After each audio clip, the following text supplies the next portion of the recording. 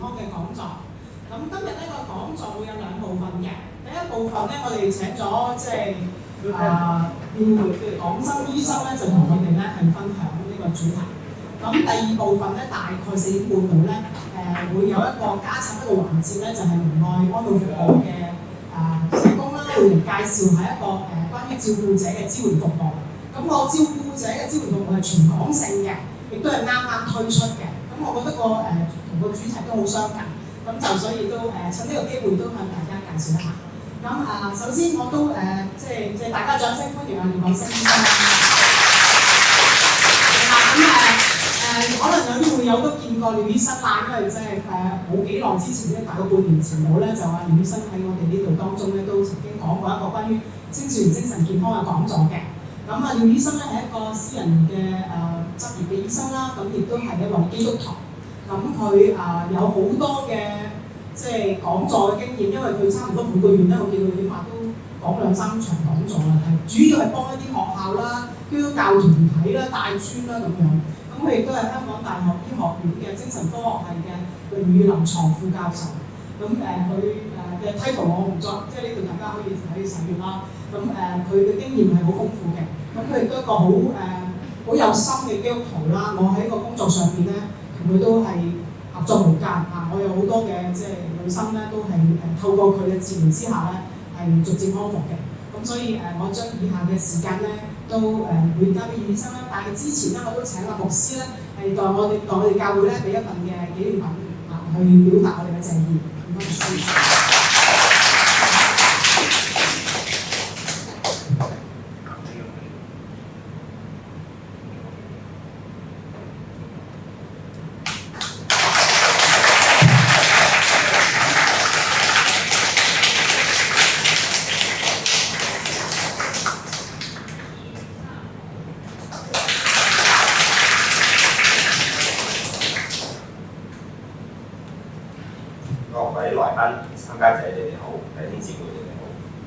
我好似早陣子都嚟講過另一個題目，有冇弟兄姊妹嗰日有喺度㗎？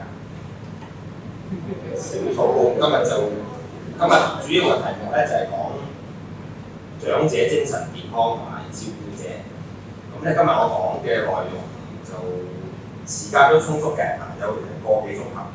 咁咧就首先多謝阿周姊妹邀請我啦，我平時叫佢周院長嘅，你都係潮州人，我使唔使講潮州話㗎？對唔住，我係廣東人，唔係廣東潮州嘅廣東大唔識啊。咁有人問我今日嗰啲堂書係講潮州話定係我話醫生講翻純正嘅香港廣東話嘅咁樣。咁就長者精神健康。咁其實我哋嘅精神健康，我哋有冇情緒問題，有冇記憶力問題，有冇失眠，有冇焦慮症、抑鬱症，其實都唔使問嘅，因為如果舉手都好多人舉。咁好多人唔會舉嘅就因為你哋自己唔係知，你淨係知道我瞓唔着，我成日好緊張咯，亂心跳、胃痛，但係其實如果去睇醫生咧，就可能會幫你診斷咗係啲神經衰弱啊、焦慮症，你自己都未必知嘅。即係等於好多細路哥好奀皮，原來係過度活躍症、專注力不足啊！唔去到專家嗰度咧，媽咪估下，老師估下，從來冇人話你聽，你個仔有專注力不足，可以有辦法有得醫，或者原來老師要關照佢坐前排啲、坐頭啲咁樣嚇，咁佢原來幫到佢。咁我哋好多病咧，其實係唔係老人家先有嘅，其實我哋大部分嘅精神病係10幾20歲開始嘅。無論你抑鬱啊、自殺啊、戒手啊、失眠啊、飲酒吸毒啊，或者係過度活躍或者強迫症，都係10幾20歲，就唔係今日我哋講長者先有嘅。不過有好多病咧，就青少年後生嘅時候有，可能後來好翻啲，而家又多啲啊。譬如失眠。以前你湊仔生仔結婚嗰陣時，可能失眠，後來又瞓得好啲，而家又失眠過。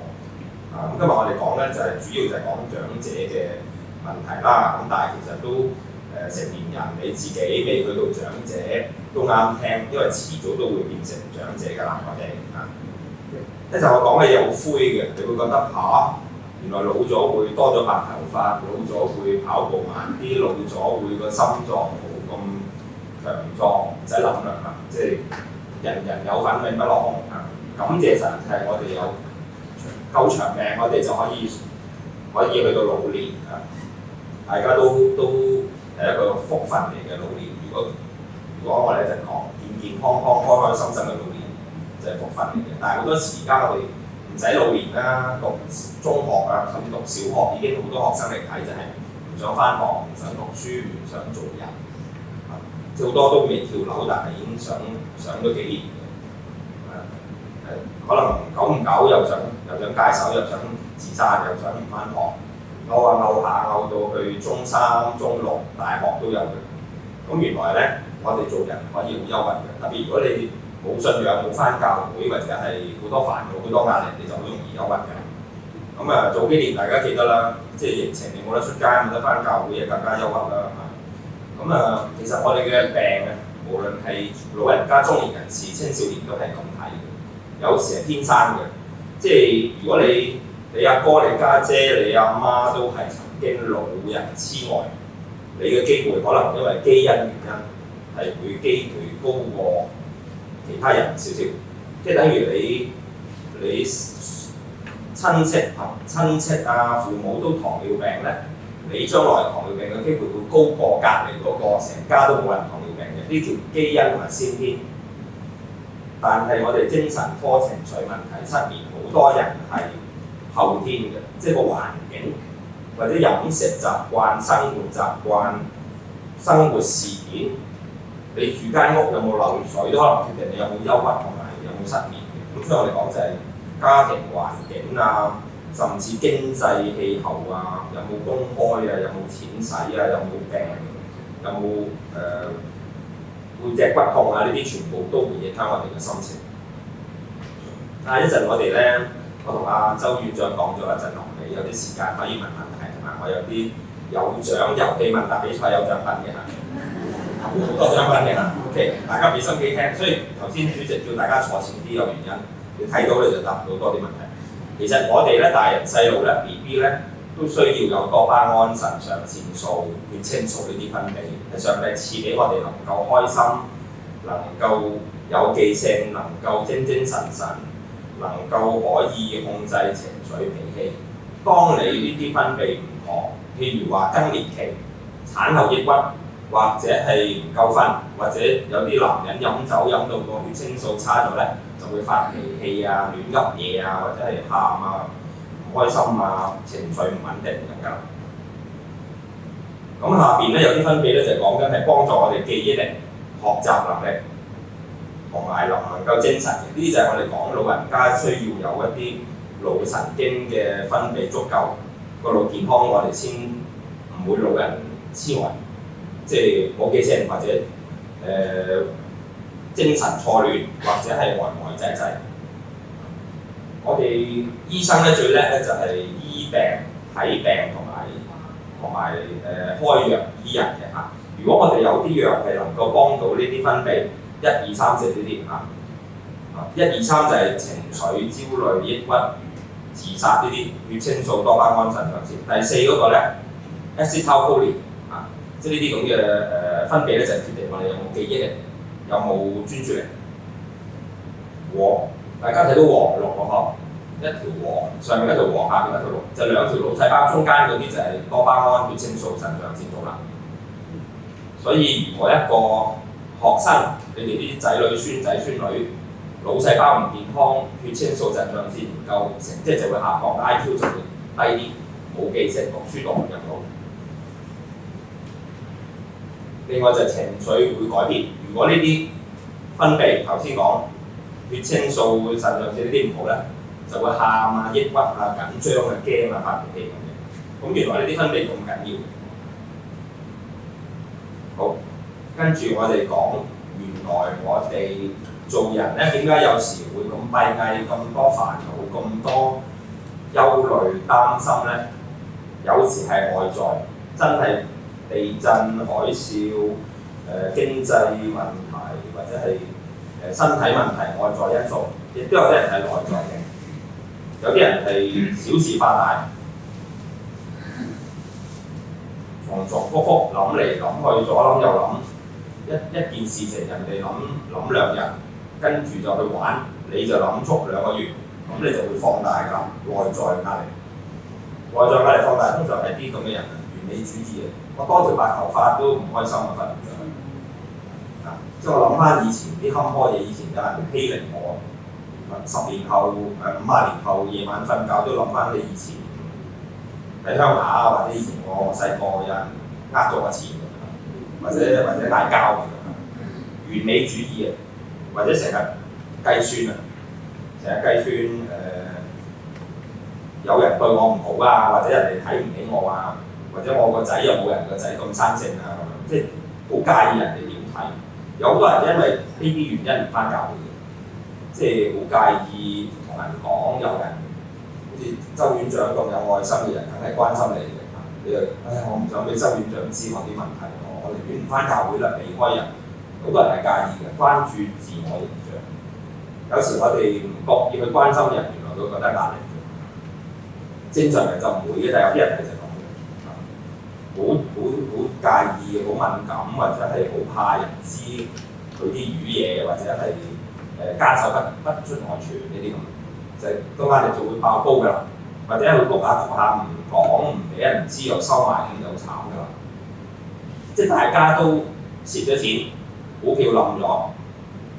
20年前有雷曼事件，大家記得，即係有啲人仲喺度閉翳，仲喺度瞓唔着嘅，咁多年來都層樓跌咗幾百萬咁啊，人哋跌咗就覺得唔開心，諗完就算啦，當跌錢啦。有啲人仲晚晚喺度諗住嘅，間屋跌咗錢。所以咧，我哋人生已經充滿好多預計之內，或者係冇預計嘅。咩叫預計之內咧？即係你退休。你啲仔女移民，或者佢哋結婚，你抱孫呢啲就預計之內，亦都好多冇預計嘅。突然間冇嗰啲嘢，突然間多咗啲嘢，突然間有變卦，甚至好事啊！突然間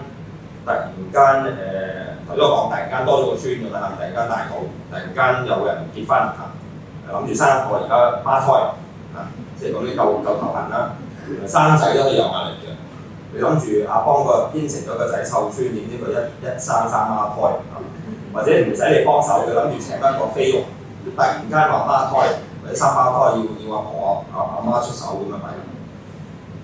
我哋都見過好多人咧係呢啲嘢咧係搞到唔開心，甚至嗌交，甚至誤會、心病、陰影都有。所以照顧老人家或者照顧自己，我哋一定要去小心去安排我哋嘅事情啊，即係唔好堆埋啊，唔好太睇得起自己。呢度啊，即係有啲後生嗰啲人，又搬屋，又移民，又轉工，又結婚，又生仔，又嗌交咁，6樣嘢加埋就爆煲㗎。長者都會爆煲㗎，你唔好諗住我而家唔使翻工，唔使供樓，你都可以好多嘢突然間。醫生又話要檢查身體，啲牙又話要去整啊，咁多咗幾樣已經爆煲㗎啦。呢度講咧，如果200分咧，你就要睇醫生啦，加埋1年之內有200分，你要好大機會要去睇醫生，可能睇腸胃科、睇心臟科、血壓科、皮膚科，甚至睇精神科。如果你唔係胃痛，唔係血壓飆升，你慳翻唔得嗰啲，但係你原來失眠喺度發脾氣，可能你要睇精神科。原來呢啲分數咧堆埋咧就會爆煲，所以最好唔好堆埋。你有一個仔一個女都唔好叫佢哋同一年大肚啊，分開。即係你湊一個好啦，唔係似個應承湊兩個。好，呢咪會爆煲？就頭先講，輕則就係血壓高、膽固醇、皮膚。腸胃嚴重可以嘔出大病。當你壓力太大，唔夠瞓、緊張，成日閉翳就會 cancer 嘅，內免疫系統會失調，同埋條氣都喘啲啊。頭先講血壓都高啲啊，濕疹啊、皮膚啊、腸胃啊、胃酸都差啲。所以好多人咧唔夠瞓、緊張、壓力大，個胃就會胃潰瘍啊、胃出血嘅。好，頭先講我哋在座好多係中年、成年、長者、退休人士，大家都會一齊經歷㗎，不過先後次序。奧巴馬而家60歲，差唔多，佢做完總統10年啦已經。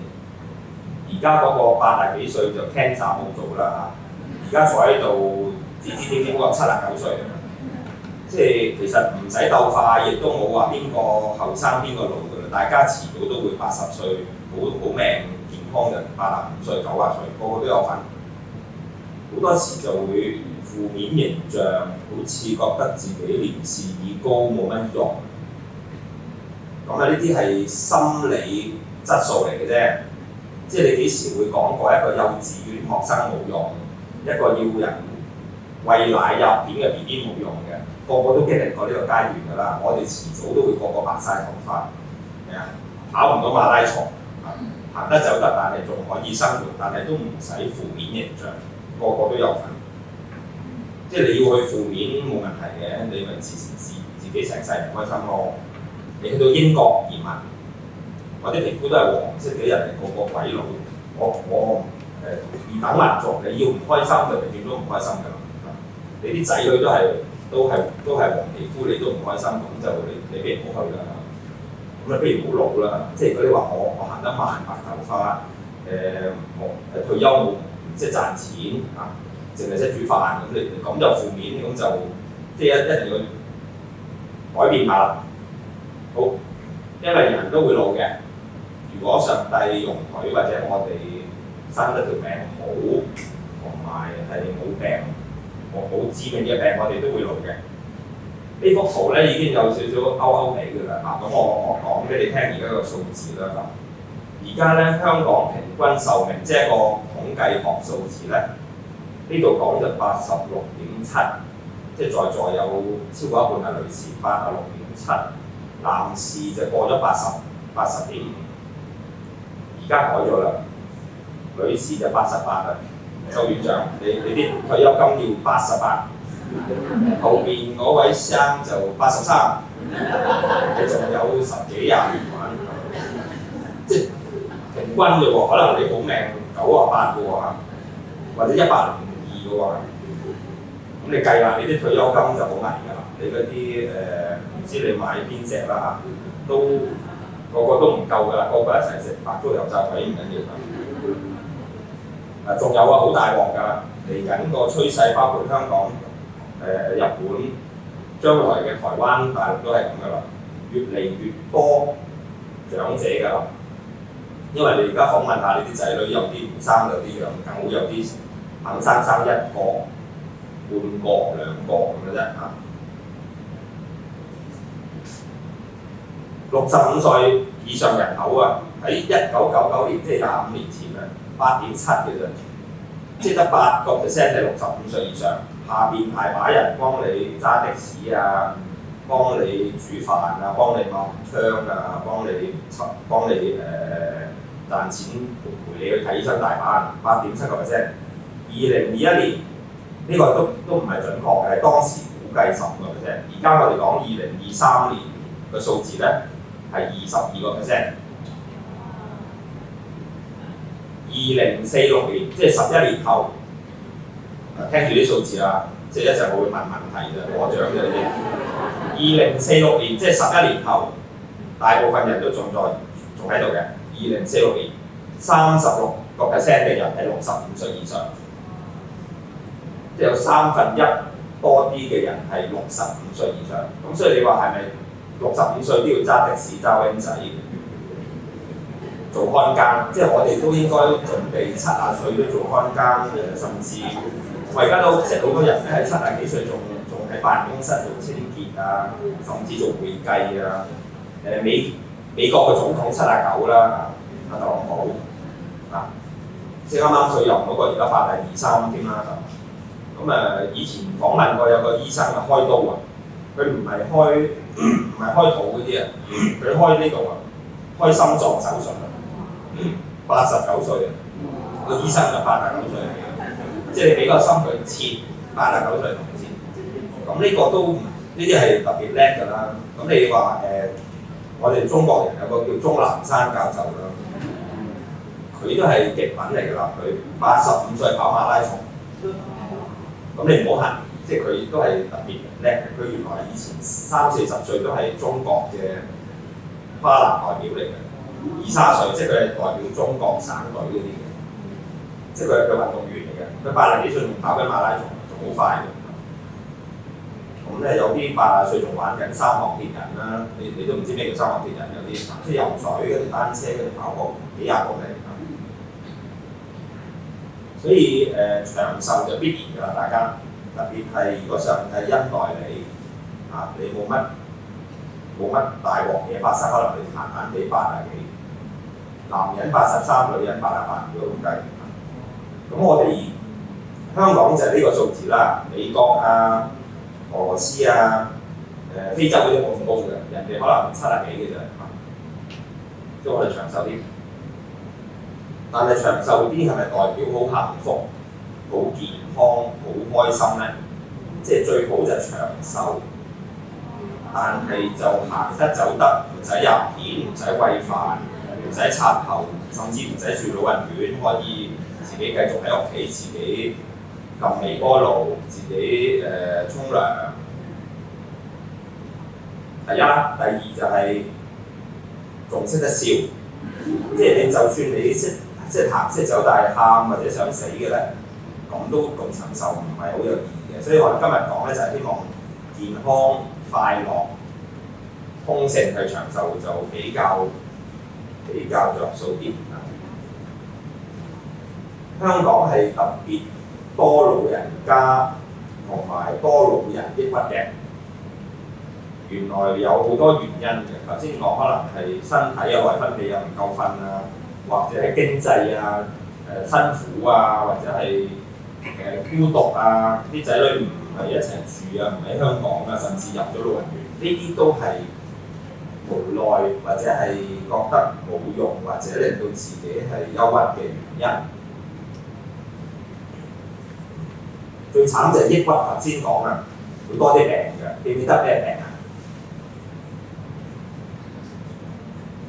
呢啲咯，心情唔好、精神壓力大、抑鬱啊，會多啲 cancer， 多啲糖三高，多啲腸胃，多啲哮喘同埋懵啲嘅，記憶力都差啲嘅。即係你唔開心會記憶力差啲嘅。同埋呢啲嘢頭先其實重複咗嘅，有啲皮膚啊，或者係濕疹啊、皺紋都多2條，血壓都高幾度，或者中風都易啲，因為血壓高咗嘛。咁所以心情唔好、唔開心、孤獨，甚至話我唔返教會、唔見人、唔講嘢咧，心情好咧，身體會差啲，病痛多啲。咁即係換句話講，返教會會少啲病。呢句説話係準確嘅。我哋好多研究，琴日我去城市大學啊一個研討會，可能有啲人見我 Facebook 呢度，就係講原來有信仰嘅人會開心啲同健康啲，就少啲入院，血壓冇咁高，心臟病少啲 cancer 少啲，長期病都好啲。原來會好啲嘅，心情好或者你話我信仰好，返教會少啲做傻事，少啲抑鬱。香港嘅長者自殺啊，一陣我哋講個數字都高嘅，喺全世界嚟講係頭幾位嘅，即係以全世界咁多國家地方，香港係最高嘅，差唔多。男女都有啦，當然嚇。咁我哋睇下咯喎，有啲咩情緒測試係知道一個人開唔開心，又係有冇抑鬱？其實咧，我哋有人咧就懶到咧，即係有啲醫生啊。懶到係一條問題都得㗎啦，唔使睇，忘記佢。一條問題就係你開唔開心？你翻去問下你隔離嗰個你啲朋友，你開唔開心？咁呢條問題就當然可以問，但係唔係我問你問我就唔好準嘅嚇。佢話今日飲茶開心啊，打麻將咪開心咯，見到你咪開心咯嚇。咁呢個所以要問多少少先準嘅嚇。其實好多問題可以問嘅，有冇興趣啊？唔想見人啊？好牛啊，或者唔想咁長命啊？覺得冇人幫到我啊，冇希望啊呢啲，即係喺度講晦氣説話，即係你聽到佢好多晦氣説話，或者係個面口好差，或者你以前見佢唔係咁嘅樣，而家咁嘅咧，都多數係抑鬱㗎。抑鬱就好慘嘅，會唔開心，會嬲，會喊，會悶不樂。你氹佢氹唔到，佢真正開心，個面笑一笑，跟住就冇反應㗎啦。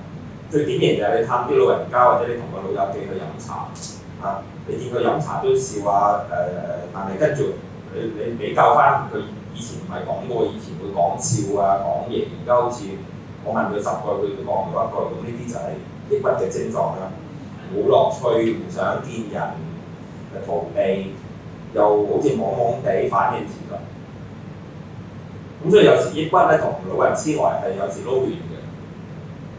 有啲人以為佢唔出街唔見人講嘢，以為佢老人痴呆，其實佢係抑鬱嘅。即係我哋分到就分啦，當然啦。因為抑鬱咧好容易醫得好嘅。你氹翻佢開心你幫佢做少少心理治療，甚至幫佢食少少藥，佢食得翻嘢，瞓得翻嘅就好多啦。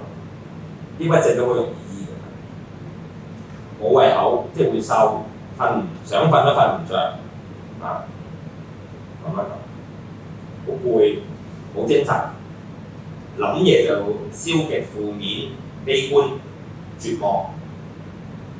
而家我哋講唔使老人家，中學生都係咁。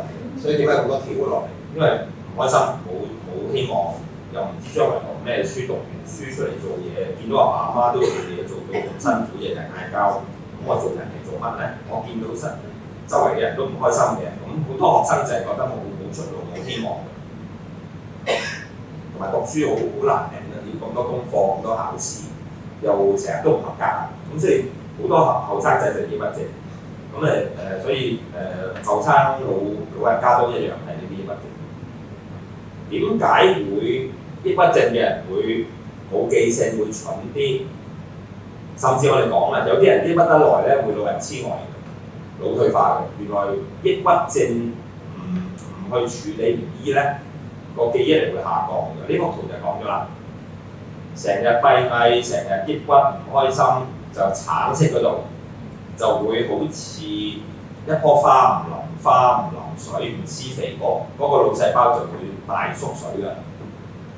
中間嗰個縮咗水，你同佢開心翻，做運動，俾翻佢瞓，佢心情靚翻咧，嗰棵花就會長翻。所以有啲人咧，你同佢玩啊，或者佢移咗民啊，跟咗個同啲仔女住翻啊，或者你搬咗去一間好開心嘅護老院。佢即刻開心翻，個人都醒翻。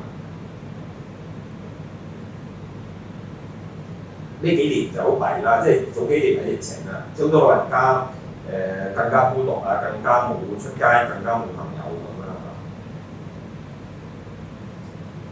好，跟住我哋咧講翻嗰陣啊，嗰陣又話買口罩，又話打針，又話出街，又要嗰啲安心出行，即係大家會嗌交嘅，要洗幾多手啊，或者要消毒啊，即係大家好多意見，好多嗌交嘅。我哋講嗰陣時就講大家盡量唔好不必要嘅爭拗，減少摩擦大家嘅睇法，甚至對社會嘅睇法唔好，大家各持己見唔好製造咁多紛爭或者係唔開心誤會咁樣。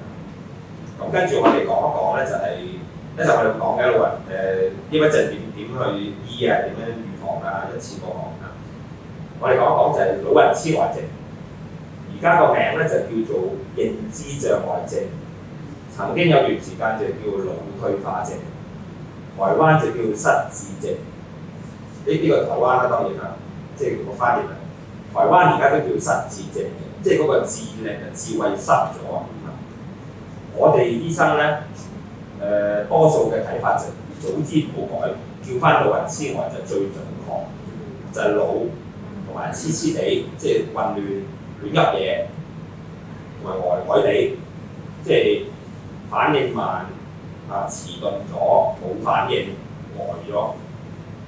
黐同埋呆係最準確形容就係腦退化嗰種情況。咁但係而家就好聽啲就叫做認知障礙。咁點解唔叫腦退化症咧？大家知唔知啊？有啲人唔係退化嘅，突然間爆血管、爆爛咗個腦，唔係退化，係突然間意外或者突然間俾車撞冇咗半邊腦，跟住變咗認知障礙。所以唔使好老嘅，一個38歲嘅人俾車撞可以變咗老人痴呆、認知障礙，即係變咗要講唔到嘢啊，要人餵飯啊，阿媽係邊個都唔認得嗰啲。個腦如果受損都會認知障礙，所以冇一個好貼切嘅名。不過而家香港叫認知障礙，咁有幾款嘅。以前我哋講咧就最多就係阿茲海默型 Alzheimer disease， 即係慢慢退化嘅，慢慢退化。第二隻就血管性嘅，即係啲血管閉塞，即係好似你屋企條水喉你條水渠塞咗，係唔夠血咯，唔夠血咪唔夠氧氣咯，咁啊個腦長期缺氧就好似點住你條頸咁啊，越嚟越死嗰啲腦細胞，咁咪蠢咯。血管性就係血管塞咗或者爆咗微絲血管，啲血唔流通，就變咗係腦退化、認知障礙，就係三高嗰啲人，即係你啲血管膽固醇、血壓、糖尿塞血管就會血管性嘅失智症或者血管性嘅認知障礙症，呢兩種就最多㗎，即係退化同埋塞血管。其他嗰啲有啲人飲酒啊、食白粉啊，或者係跌親個腦啊、撞車嗰啲就少數啦。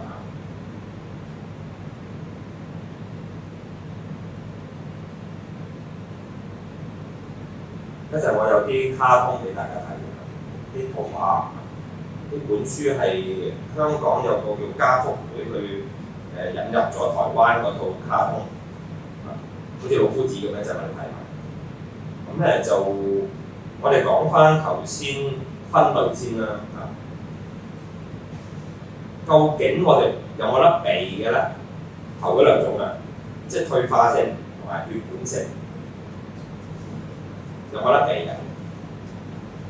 頭先講啊嘛。塞血管就係三高啊嘛，你一係避咗三高，一係控制咗個三高，或者你好彩你三高醫好咗佢，你減肥減咗40磅，血壓即刻唔使食血壓藥，糖尿即刻好翻，即係試過有啲咁嘅個案㗎，唔出奇㗎，我都見過有人食血壓藥食咗10年，跟住第11年唔使食㗎，喺我面前，都睇住佢停咗藥㗎，因為血壓下降咗。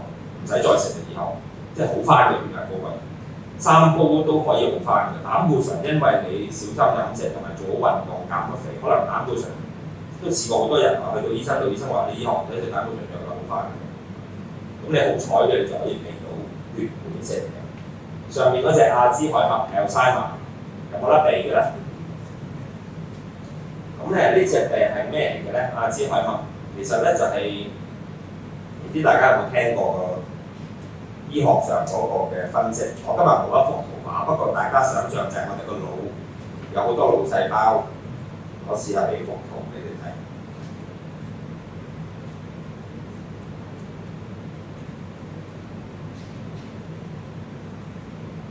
個腦有好多腦細胞，呢度係2粒腦細胞，我哋個腦裏邊有1000億條腦細胞，多過李嘉誠1000億條神經細胞，個個人都有㗎啦，出世已經有㗎啦。你今晚飲大咗就死100條咯，你每口煙食口煙又死50條咯，或者你今晚通宵捱夜車唔瞓覺又死1000條咯。不過死極都死唔得晒嘅，1000億就有。就算你食煙食足10年啊，可能冇咗3億條嘅啫，仲有997億條腦細胞。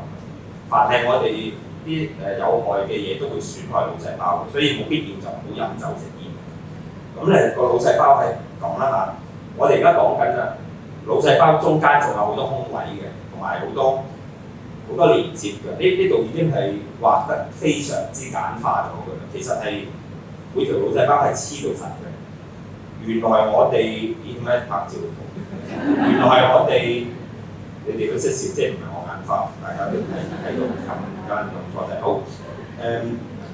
腦細胞1000億條腦細胞咧，原來我哋每日啊瞓覺啊，你瞓6個鐘、5個鐘、7個鐘、8個鐘都好啦。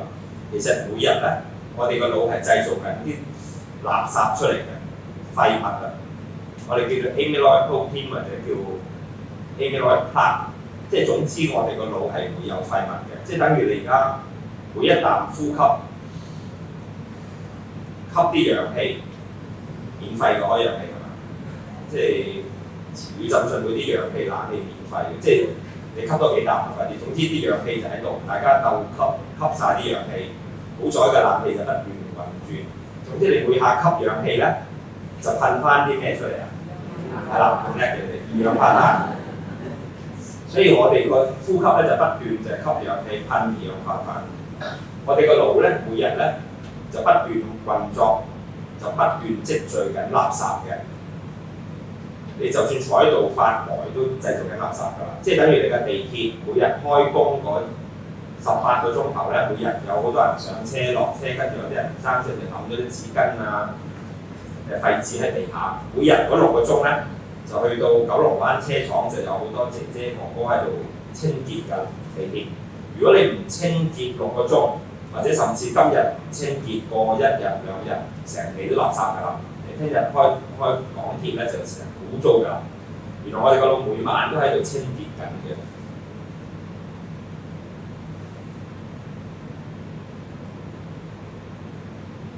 有啲人家族原因、基因遺傳、先天嘅原因係清潔得慢啲嘅，所以到老咗之後咧，就會積聚咗呢啲咁嘅唔健康嘅蛋白，即係廢物、垃圾喺個腦度，積得多咧就會壓扁咗其他腦細胞。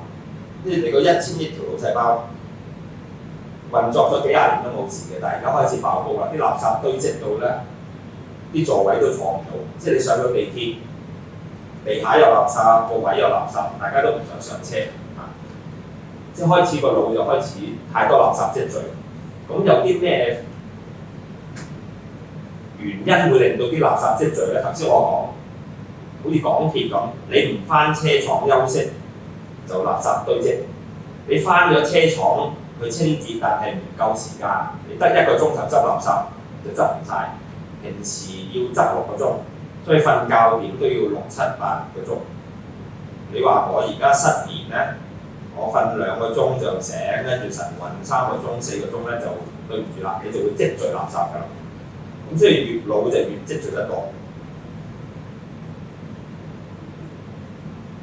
你想積聚多啲咧，就好易嘅啫。我講幾個方法，你會積聚多啲垃圾。大家想唔想聽啊？因為你避咗呢幾個方法，你咪會少啲垃圾咯，係咪啊？即係聰明你哋。第一就係唔夠瞓，第二就係缺乏運動，第三就係飲酒吸毒，會令到個腦細胞冇咁健康，冇咁好清除到啲垃圾。第四就係、第二種，處理好三高，膽固醇、血糖、血脂，你就可以避免到上面嗰2種嘅腦退化。咁呢個就係避免，即係要夠瞓、有運動，最好就係、令到個腦係健康嘅生活習慣。頭先一陣我會講，就係、一啲好嘅營養，會令到腦細胞好啲嘅。腦細胞唔係淨係嗰1000億條普通嘅腦細胞，仲有好多垃圾車嘅。我哋個腦裏邊有垃圾車啦，有一啲警察啦，有啲軍隊啦，我哋剷走啲垃圾嘅。咁所以如果我哋平時係遵照翻健康嘅生活習慣咧，我哋就算老咗咧，嗰個腦退化嘅機會會低過人。咁但係頭先講嘅，你架地鐵用得夠耐，即係人你啱啱新買翻嚟，好似後生仔嗰啲就會好啲。越老咧就越容易積聚垃圾，所以我哋而家嘅統計數字就係、如果你到80歲、90歲、100歲，都有唔少人係會退化。不過頭先講，如果你夠瞓、有運動同埋小心飲食、控制三高，退化嗰個速度同埋嚴重度就會下降㗎。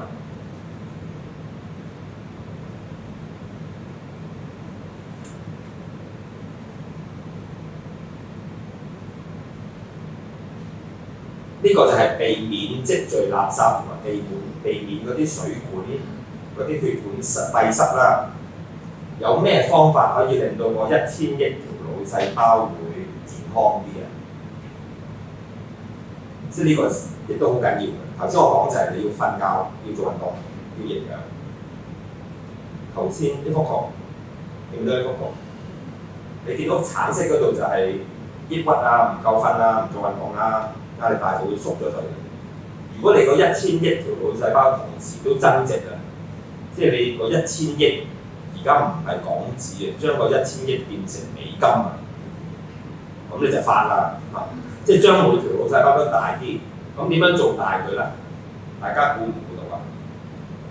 或者你啲仔女、你啲孫點樣令佢個1000億條腦細胞大啲，令到佢 IQ 高啲，考第一咧？人哋考唔到第一，你個孫考到第一咧？點樣整大佢啦？腦細胞有冇人估到啊？除咗運動、足夠睡眠，係啦，你哋講多次，係啦，用多啲腦，即係鍛鍊我哋嘅腦筋啊！即係你捉棋就捉棋，你吟詩作對吟詩作對，你睇書就睇多啲書，你唱粵曲就唱多啲粵曲。阿周院長喺度俾唔俾入馬場嘅？入馬場打麻雀你就賭多啲，玩多啲麻雀，會理論上會個腦會用多啲。不過我哋唔鼓勵，亦都唔用佢賭錢啊。你可以捉多啲棋，你可以煮多啲飯，即係煮多啲新嘅菜式啊，用腦啊！即係你唔識整乾炒牛河，你就學人整乾炒牛河；你唔識整生炒排骨，你就叫人教你整生炒排骨。你用多啲腦，原來用多啲腦咧，嗰啲腦細胞就會大㗎啦。到時嗰啲垃圾就砸唔死佢㗎啦，因為佢夠大啊嘛。所以而家我哋講咧，讀書讀得多嘅人，甚至冇讀書但係用腦用得多嘅人，幫手教孫一齊做。一齊默書，一齊做數。你讀下書，或者學下嘢，或者睇下聖經，背下金句，你個腦細胞就會大啲㗎。你漚喺屋企啊，喺老人院啊，乜都唔見人又唔講嘢啊，飲茶都淨係食嘢唔講嘢咧，唔使用腦嘅咧。特朗普都唔知係邊個嘅咧，又唔睇新聞咧，咁你腦細胞就唔會大㗎。特朗普今年幾多歲啊？係啊，有禮物喎。特朗普就嚟79歲啦！我今日睇新聞先知啊，就嚟79歲啦。知唔知點解咁強調佢就嚟79歲啊？咁啊睇新聞啊，今朝，因為佢好威水啊！佢話我要盛大嘅閱兵遊行啊！佢叫晒啲坦克車、飛機閱兵遊行，但係國慶遊行。國慶閱兵佢係生日閱兵啊！而家開始準備緊啦，即係我睇埋新聞，我個腦又執埋呢啲咁嘅知識。佢話用4500萬港紙去進行今次嘅閱兵，其實好平㗎啫，4000萬。你啲飛機大炮咧，喐一喐都，淨係啲油費都幾萬蚊㗎。好，咁即係特朗普79歲，你又學咗啲嘢咯喎今日。佢人哋中國台灣就國慶閱兵，佢就生日閱兵喎，你又學咗嘢咯喎。你翻去同啲仔孫考下佢哋喎，你考下喂，你知唔知特朗普幾多歲啊？知唔知佢今年生日搞咩花神啊？咁你講下故仔，你又用咗腦㗎喎。咁你條腦細胞又大咗㗎咯喎，死下嗰條腦細胞又生翻㗎咯喎。咁所以如果你哋咧，即係唔使驚頭先嗰啲數字88歲定係男人就83歲，唔使驚，只要你用多啲腦，同埋一陣我喺度講你健康啲，你分分鐘你88歲仲叻過你個仔50歲可能。如果佢唔用腦嘅話，你仲叻過佢。咁咧就腦退化、認知障礙，開頭咧就係輕微嘅啫。而家我睇緊嗰啲認知障礙腦退化咧，你唔好諗住喺老人院，亦都唔係要人餵飯，亦都唔係亂噏嘢嘅。佢係做開緊會嘅，做緊老闆嘅，做緊仲翻公司簽名吸人嘅，開始懵啦，開始啲腦冇咁靈活或者計錯數嘅。咁大家公司係佢開嘅，冇人夠膽喐佢。啲仔女亦都覺得你仲做到決定，我哋睇住你，唔好亂咩就得㗎啦。你繼續簽名，繼續開會，繼續做決定，我哋睇住你 OK。咁佢哋點解要嚟醫就係佢哋想希望盡量俾佢個記性好多幾年，玩多幾年，俾佢開心多幾年咁咯。即係個腦筋啊腦細胞開始有啲人係咁嘅，講嘢冇咁靈活，開始以前識嘅嘢唔係好記得。開始以前識計嘅數就渣咗，判斷力就差咗，即係明知隻股票都蝕緊錢，仲去落買唔買，係咪判斷力差？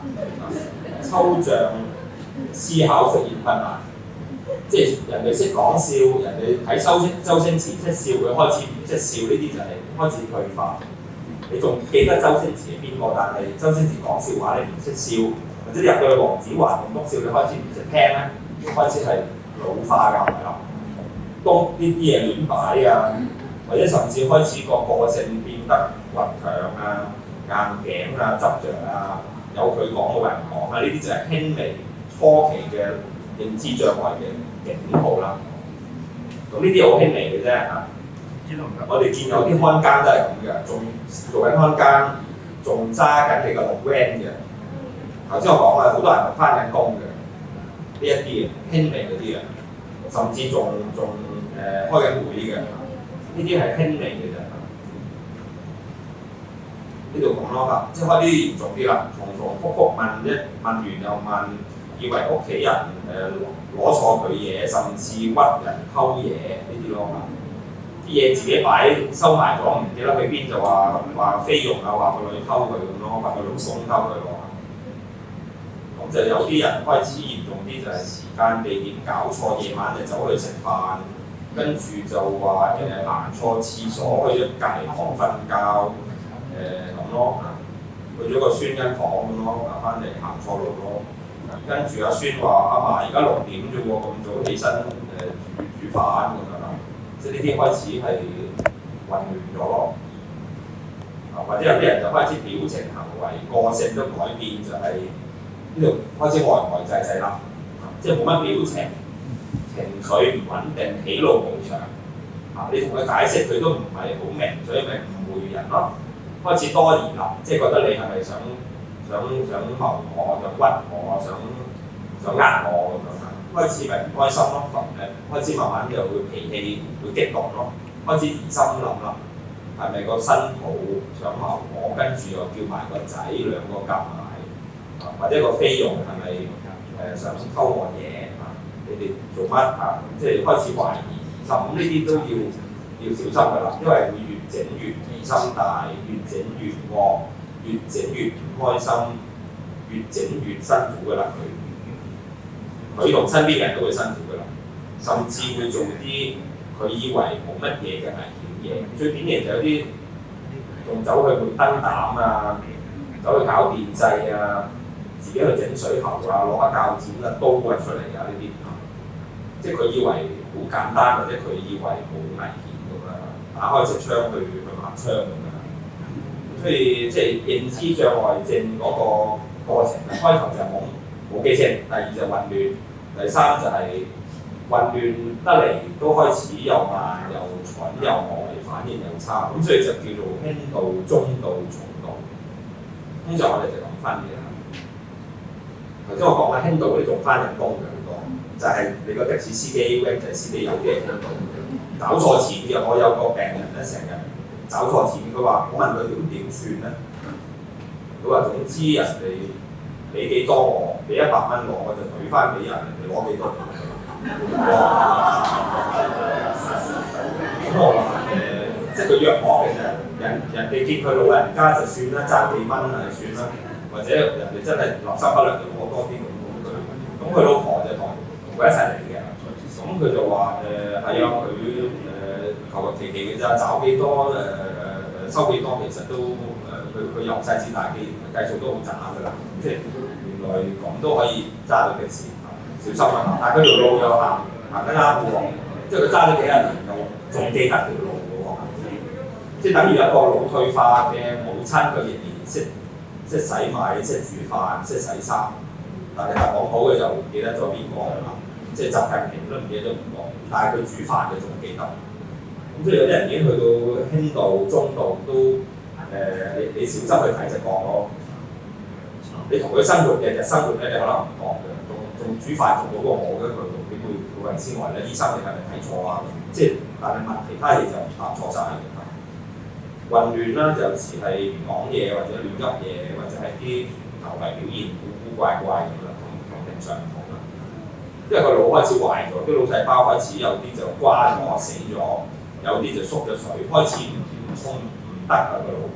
即係等於一個中學生倒退翻變咗小學生，或者一個小學生變翻一個 K3 幼 BB 班，越整越退步，就唔係越嚟越進步。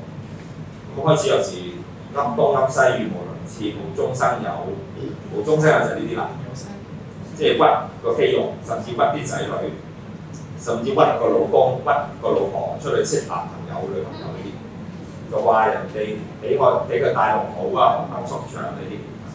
覺得有人監視啊，有人噴霧氣啊呢啲，咁呢啲都係嚴重啲嘅腦退化嚟講嘅。又偷咗我個銀包，咁啊屈個孫，咁就開始搞到啲仔女啊、啲孫仔孫女就好慘咯，係嘛？即係婆婆嫲嫲阿媽成日疑神疑鬼，語無倫次，唔知點算咁咯。即係有啲人識得去帶佢睇醫生，有啲就拖咯，諗住遲啲睇下點㗎。咁啊最慘就係嗰啲無中生有嗰啲咧，有時就係有人頭先講啦，偷嘢啦、害佢啦、謀佢啦，甚至第三啊 ，jealous delusion 嫉妒妄想，即係懷疑配偶不忠，成日覺得個老伴係不忠嘅，個不忠嗰啲思想係好，你第一句聽落去以為真嘅，佢同個菲傭我個菲傭嚇，我老公梗係同個菲傭，梗係俾咗錢佢去同佢沖涼啦，咁即係你聽落哇呢個鹹濕佬，咁點知原來聽清楚根本無中生有，係個婆喺度作故仔，呢叫嫉妒妄想，咁咧就會有危險嘅。以前點解有啲人剝濕咗個老伴，跟住跳咗落嚟嘅呢啲啊？即係會懷疑對方比綠帽啊大，或者紅杏出牆，呢啲就係嫉妒妄想。即係最恐怖嘅係呢啲，我哋醫生最驚就聽到呢啲嘅嘢，即係個仔女話阿爸話阿媽識咗個男人咁樣，即係大家都90歲，咁即係冇可能㗎，都冇結婚咁你聽多一句，聽多半句，你都知道假㗎啦。通常我哋嗰啲好匪夷所思嘅，就話個坐輪椅個老婆落去識咗個看更，同佢有路，都冇出過街點有路啫。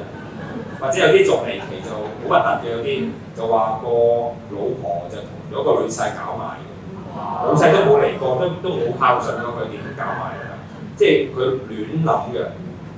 咁即係屋企人聽到有啲就開頭唔知嘅咧，就喺度鬧佢咯，即係話佢亂噏啊，你噏得出就噏，但係諗清楚就傻咗啦，即係有呢啲妄想，甚至有時會聽到有人講嘢，見到有動物、有細路入咗屋咁樣，或者最典型就係見到有鬼啊、有賊咁樣，幻覺。咁有啲人就定義係陰陽眼或者幻覺啦。其實好多老人家嘅病，甚至後生仔女嘅病啊，即係拍咗丸啊、索咗太空油啊、飲咗酒啊，或者係有時有啲人係唔夠瞓都有幻覺嘅，即係迷信就話陰陽眼啦。咁如果你話排除咗係，即係好多嘢要排除嘅，係咪有其他病啊？係咪食錯嘢啊、中毒啊都會嘅？你食咗啲毒蘑菇都會有幻覺嘅。最典型就係啲西藥啊，有啲又叫類固醇啊，或者有啲西藥啊，或者抗生素啊，或者嗰陣試過呢個特敏福啊，即係嗰陣嗰陣叫做沙士嗰陣，嗰啲特敏福食到傻曬啲人，啲醫生護士都有幻覺，嗰陣入咗深切治療部。特敏福啊，即係有啲藥係會令到個人有啲多巴胺失調咧，會有幻覺嘅。咁老人家腦退化都會有幻覺嘅。咁咧就同埋身體差，譬如發高燒啊、感冒都可能有幻覺嘅，入咗醫院都會有嘅啲人。好，跟住我哋講，即係有好多長者就好彩啲冇幻覺、冇妄想，但係有脾氣或者有多奇奇怪怪嘅麻煩行為，或者叫困難行為。咁我就唔係逐樣講嘅，雖然時間仲有幾多，做半個鐘頭啊，大半個鐘頭。咁咧困難行為，我哋簡啲嚟講，即係有啲人咧就成日漫遊喎，第三文，即係唔係手機漫遊，係漫遊，即係成日要起身行啊，想開門啊，佢隻腳唔好或者就嚟跌，佢又要行去嗰啲啊，或者係第四一反抗敵對，即係你叫佢食飯、叫佢沖涼、叫佢着衫換衫、叫佢食藥，佢都反抗喺度扭計或者打你兩拳咁樣啊，或者係重複問問題啊，都幾煩，就係喺屋企個長者問左問右問，你諗住問2次3次，但係我哋聽過有啲人會即係一行轉背已經拉翻嚟再問同一條問題，甚至打電話俾啲仔女，人哋開緊會翻緊工點聽電話啫，不斷喺度響爆人嘅機咁樣啊，重複，或者右手邊第三日落隻頭髮，就通常咧好多混亂啊，好多扭教嘢咧就係日落之後，即係夜晚先至嚟嘅。夜晚佢可能瞓覺或者半夜醒咗就喺度搞呢啲啦，即係講嘢話要食嘢或者要呢樣嗰樣，要落街咁樣。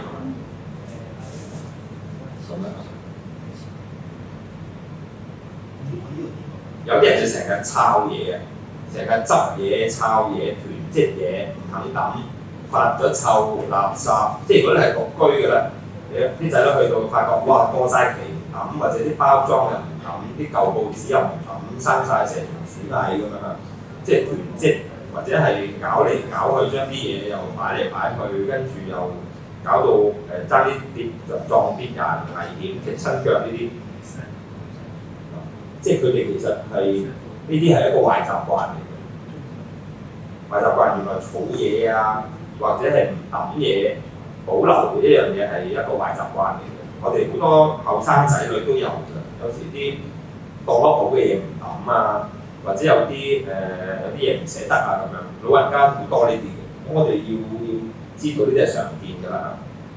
咁咧最好就係簡化啲啦，同埋即係同佢解釋清楚，一話要抌就咧反應即刻抌鬼咗佢啦，唔好再拖拉啦，清楚啦。如果趁住佢唔係好記得就抌咗佢，唔好攞出嚟問佢啦。即係你唔想煩啊，有啲嘢你問佢又話哎呀唔好抌住又鬧你，咁你又抌唔到嘅。咁就最好就係、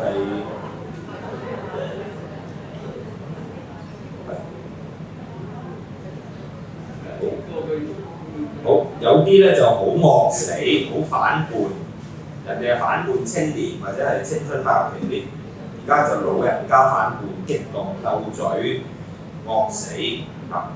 咁咧就最好就係咁啦嚇，即係收好晒啲危險嘢。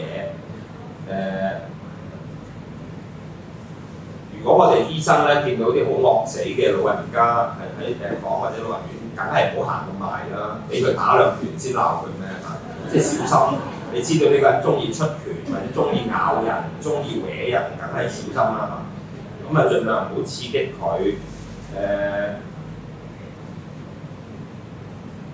同埋保持少距離啊！你埋去掂到佢以為你想講佢，想撳住佢可能出手先㗎嘛。咁啊，盡量就係對話啦，係嘛？即係去言語可以解釋到。即係你要去氹佢食藥、氹佢食飯，佢而家唔同意，咁你係咪即係硬碰咧嚇？即係要有啲耐性，或者係轉頭等佢平心靜氣再去嘗試啦。好大嘅問題就係夜晚先發生，日頭冇事幹，日頭個鐘點女用喺度就好似好乖，但係夜晚就喺度扭計、發脾氣或者夜晚唔瞓。我哋懷疑咧就係同佢嘅生理時鐘節奏有關嘅。而家我哋成日講就係、有冇聽過瞓唔着走去屈臣氏買褪黑色素啊？褪黑色素你聽過我？其實有用嘅褪黑色素。褪黑色素就我哋個腦自己製造嘅，但係有啲人食埋褪黑色素咧就好瞓啲嘅。邊啲人食就有用咧？就通常係啲空姐啊、護士啊、當夜啊、輪更啊，即係時間日夜顛倒咗，食褪黑色素就容易啲顛倒翻嘅。咁咧咩叫褪黑色素咧？就原來每日咧我哋陽光啊，而家呢度遮咗大半啦，但係都有嘅。你見到嗰啲光線就係陽光折射咗入嚟。啊，雖然唔係好殘眼，你望多啲呢度。咁而家開始翻屋企就望多啲窗，望多啲出邊，同埋開多啲窗簾。原因就係嗰啲先係有用嘅光線，有少少紫外光。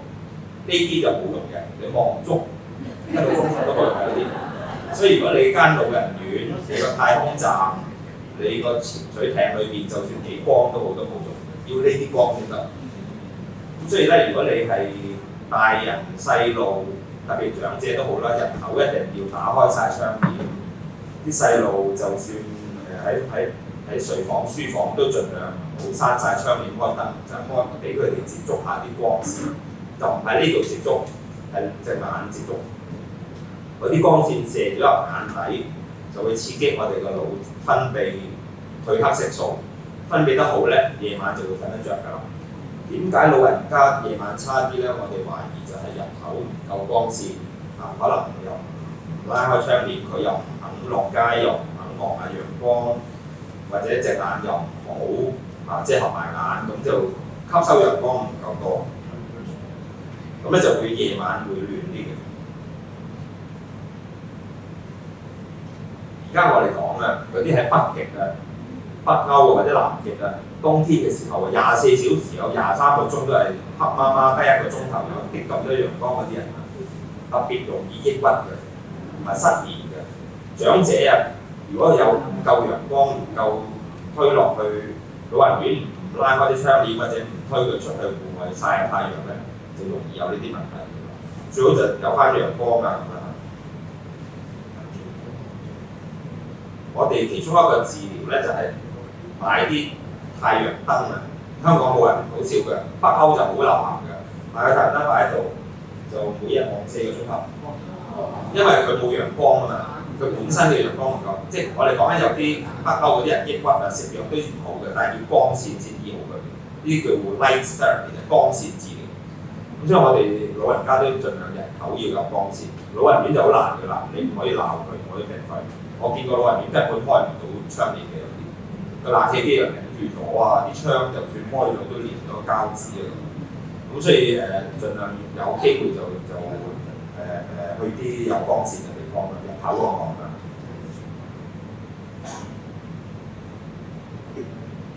有啲人咧就會成日好似細路咁嘅，即係好似啲好煩嘅細路，成日圈住你跟住你，好似狗仔咁跟住你。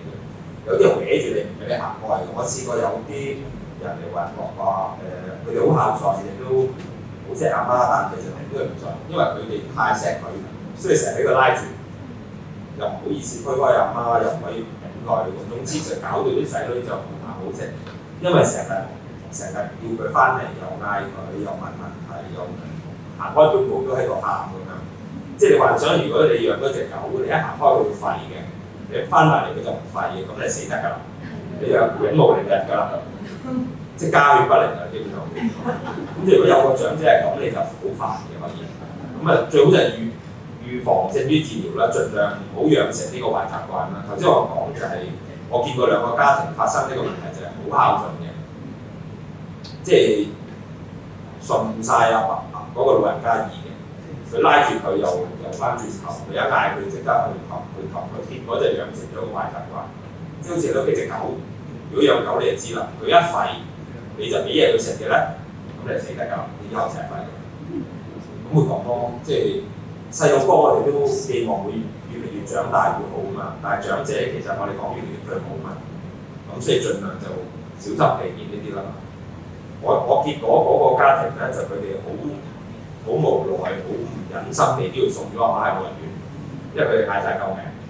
咁結咗去到老人院就好乖啦，因為老人院嗰啲人見得過啦，知道唔好中佢計，佢嗌都唔嗌佢，結果佢哋嗌得兩嗌就唔嗌啦。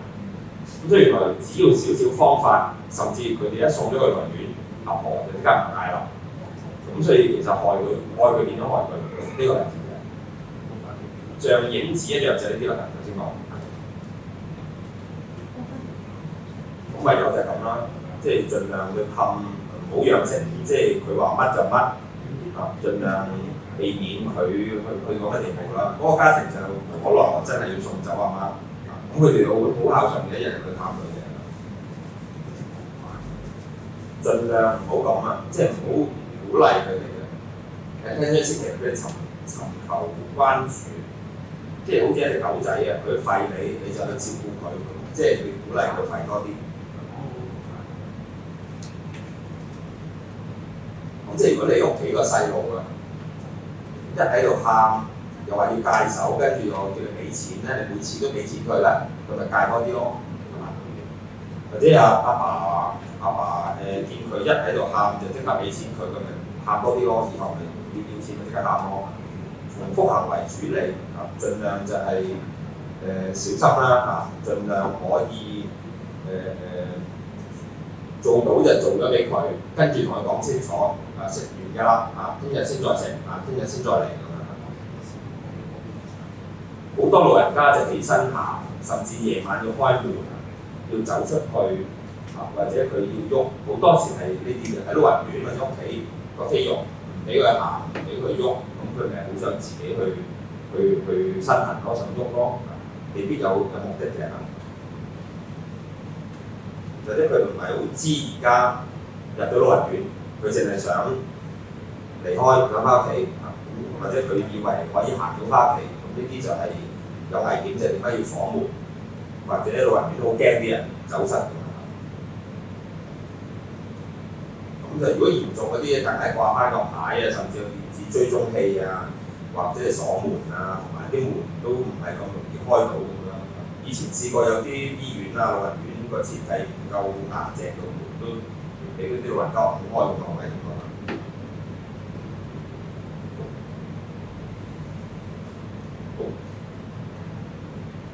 照顧失智者共同生活之道，就盡量同照顧小朋友一樣嘅啫，唔好刺激佢，唔好揦着佢，唔好特登製造紛爭。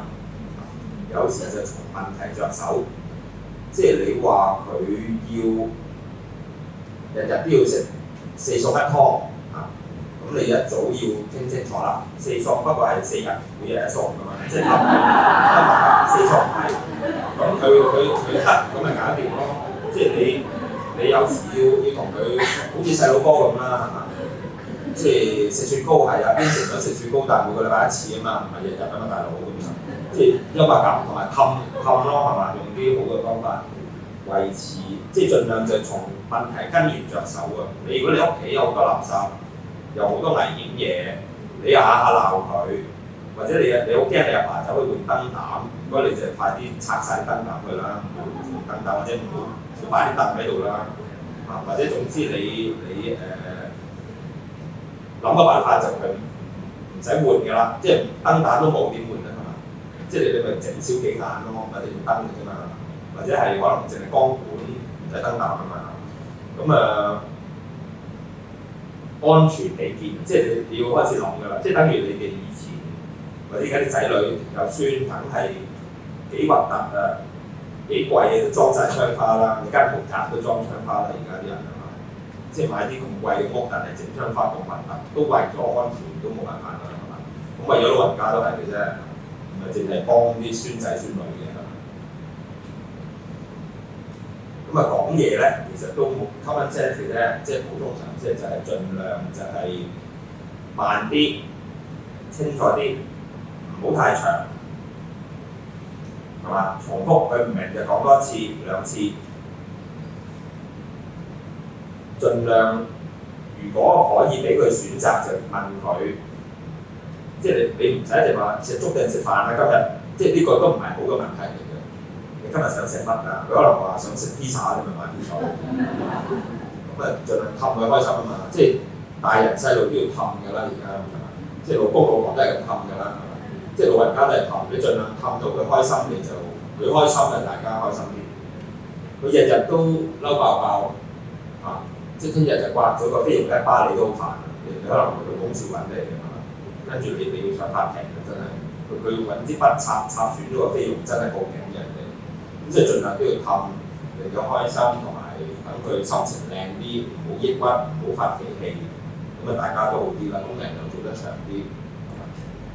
咁啊，盡量就係俾佢講清楚感受。雖然佢好懵啊，就算一個細路啊，一個有經驗嘅幼稚園校長啊，都同個僆仔慢慢傾㗎啦。佢要打隔離個女同學，你都同個男仔傾下，問下佢做乜事啊？你哋兩個點啊？佢幾低能，你都要同佢溝通㗎啦。即係就算老人好嚴重嘅腦退化，你都要同佢冷靜慢慢溝通，希望佢可以用僅有嘅腦部機能可以諗通佢。即係個菲傭其實冇問題㗎，好好人㗎。你睇清楚啲嘢，我哋揾翻啊，姐姐都冇嘢嘅，打佢笑，即係盡量氹到佢，從個根源着手，盡量就遷就老人家佢哋嗰啲僅有嘅記性，盡量去俾佢維持到咯。你都唔想炒咗個菲傭，激走咗個菲傭，跟住去一間好唔想去嘅老人院咁樣，即係有問題就盡量去化解佢啦，預留時間啦。咁咧就溝通之道啊，同一個幼稚園學生同一個家人細路一樣嘅啫，同夫妻都一樣嘅啫。即係盡量唔好話佢批評要俾足面佢，尊重佢，尤其是佢老人家都好需要呢樣嘢。即係老人家嘅心理都係即係等於一個乞衣啊！乞衣佢已經夠窮，你已經叻過佢好多，你仲唔尊重佢，佢覺得根本同你傾唔到偈嘅。老人家已經係要你照顧，以前佢話晒事，佢係你老豆，係你阿爺，而家你要去管佢係好難嘅，所以盡量俾足面佢，即係擦鞋擦到盡啊！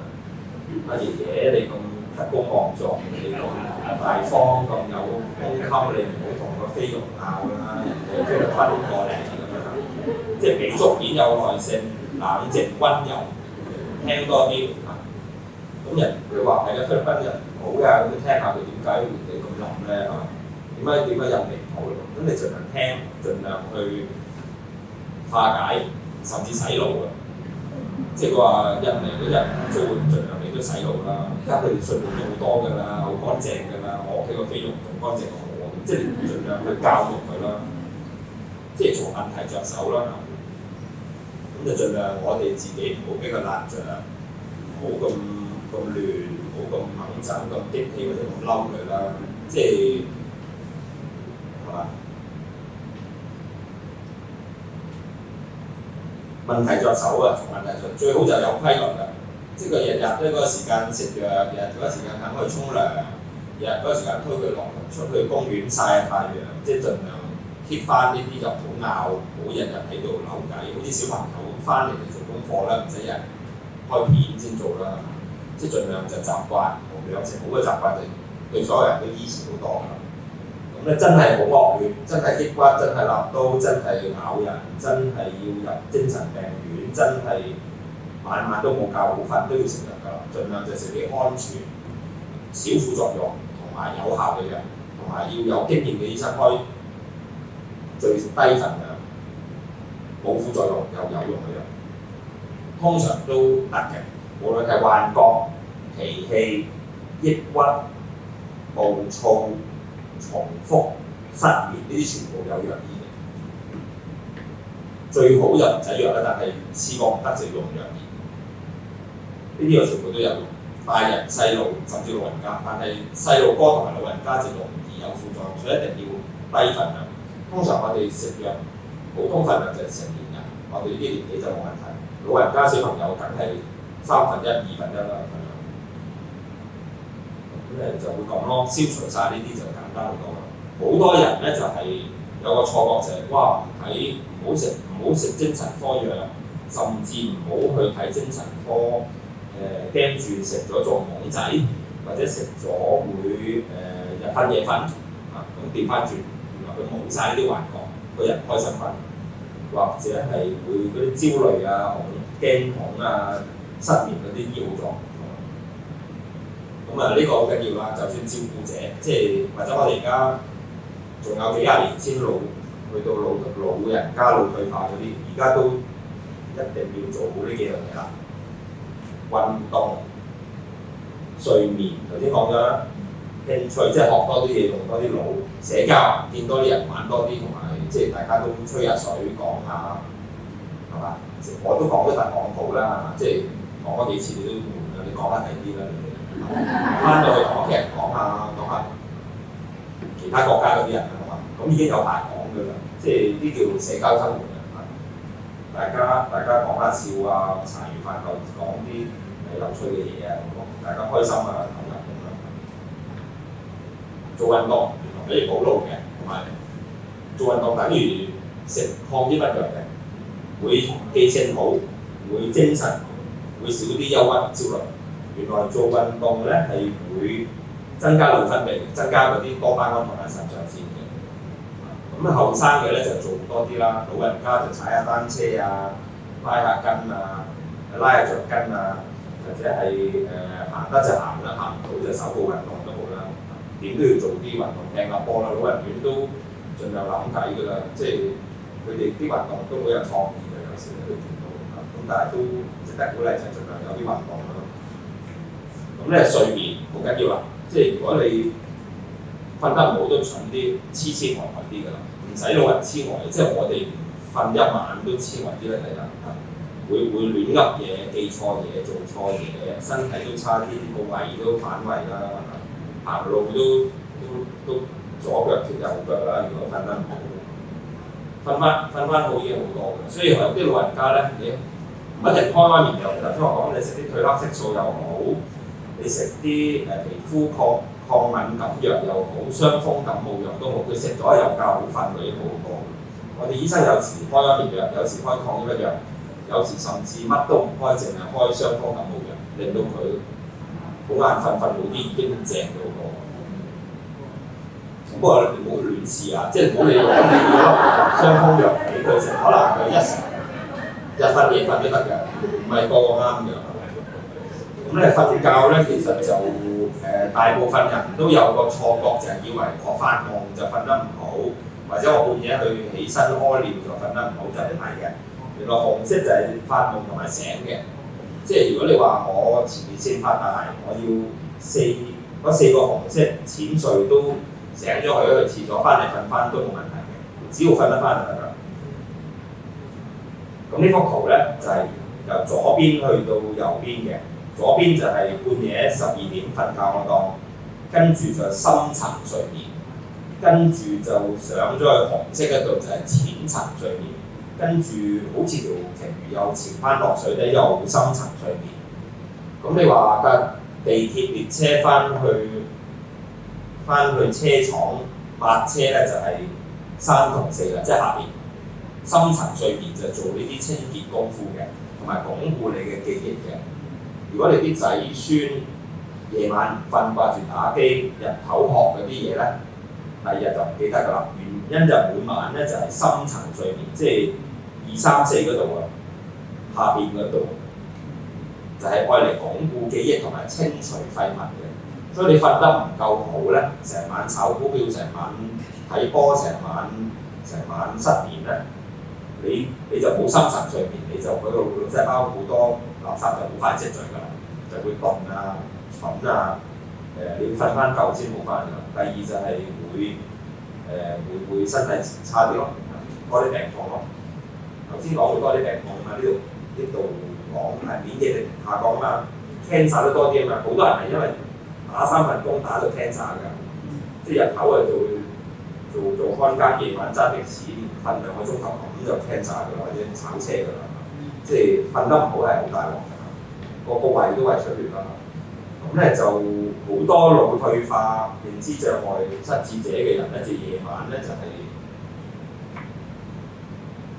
如果夜晚啊起身啊要講嘢啊要食嘢嗰啲咧，盡量日頭令佢有規律生活，日頭精彩啲啊，喺腦入邊都精彩啲啊！打完波又睇電視，睇電視又捉棋，捉完棋又食飯，食完飯又聽音樂，即係搞到佢冇時停啊！好到佢日頭好有規律，好充實。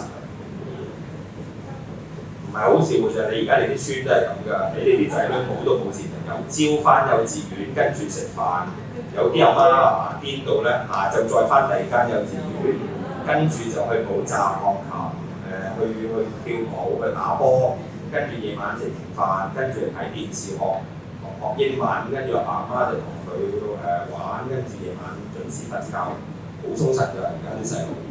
我哋對老人家都要好似對啲孫咁充實。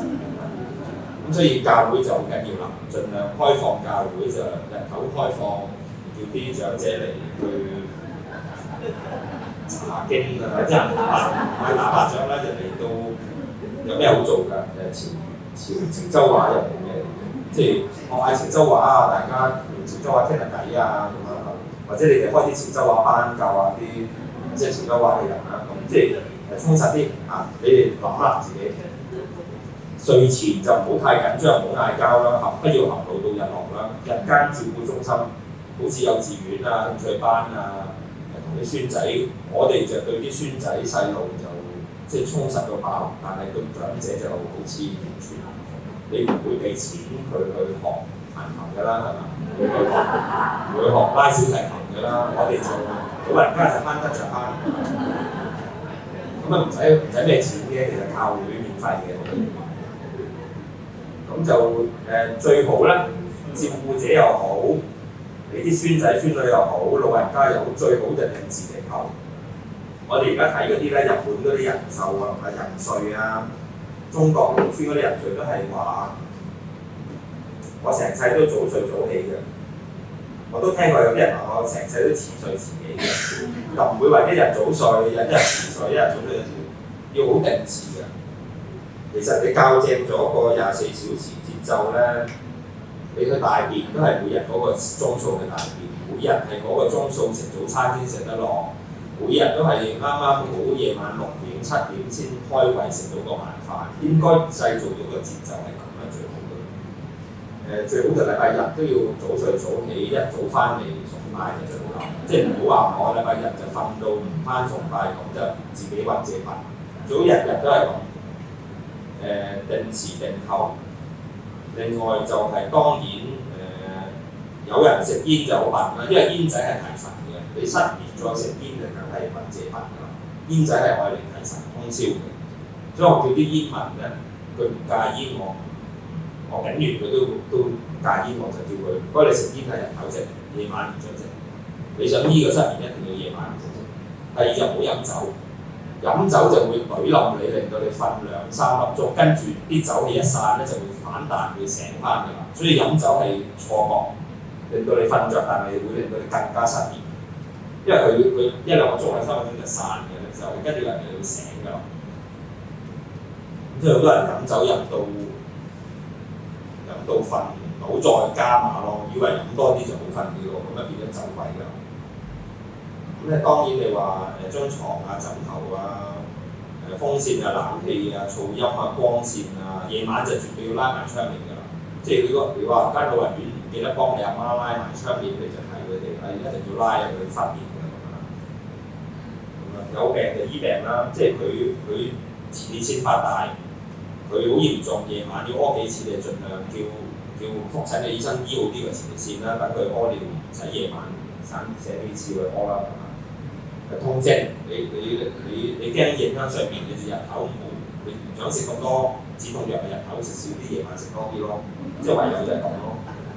我哋醫生咧就通常就只要嗰啲止痛藥係安全上胃，唔會搞到你胃出血，安全嘅咧，你就盡量食到冇痛。即係好似 BB 咁細路嘅，你都唔會俾個幼稚園細路唔食止痛藥，成日腳痛㗎。即係我哋點解咁孤寒唔食止痛藥咧？咁所以你問清楚個醫生呢啲資料就每日食幾多粒都安全，唔使驚，你就放心食啦。如果唔係你自己犧牲咗自己嘅心情同埋睡眠㗎。改善失眠嘅一啲竅門，光線頭先講咗溫度、光線、冷氣、床鋪。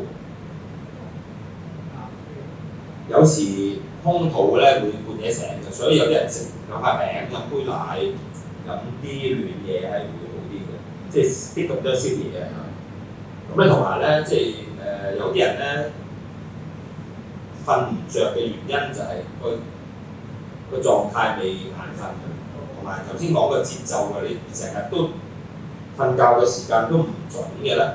今日就12點，聽日就2點先瞓到。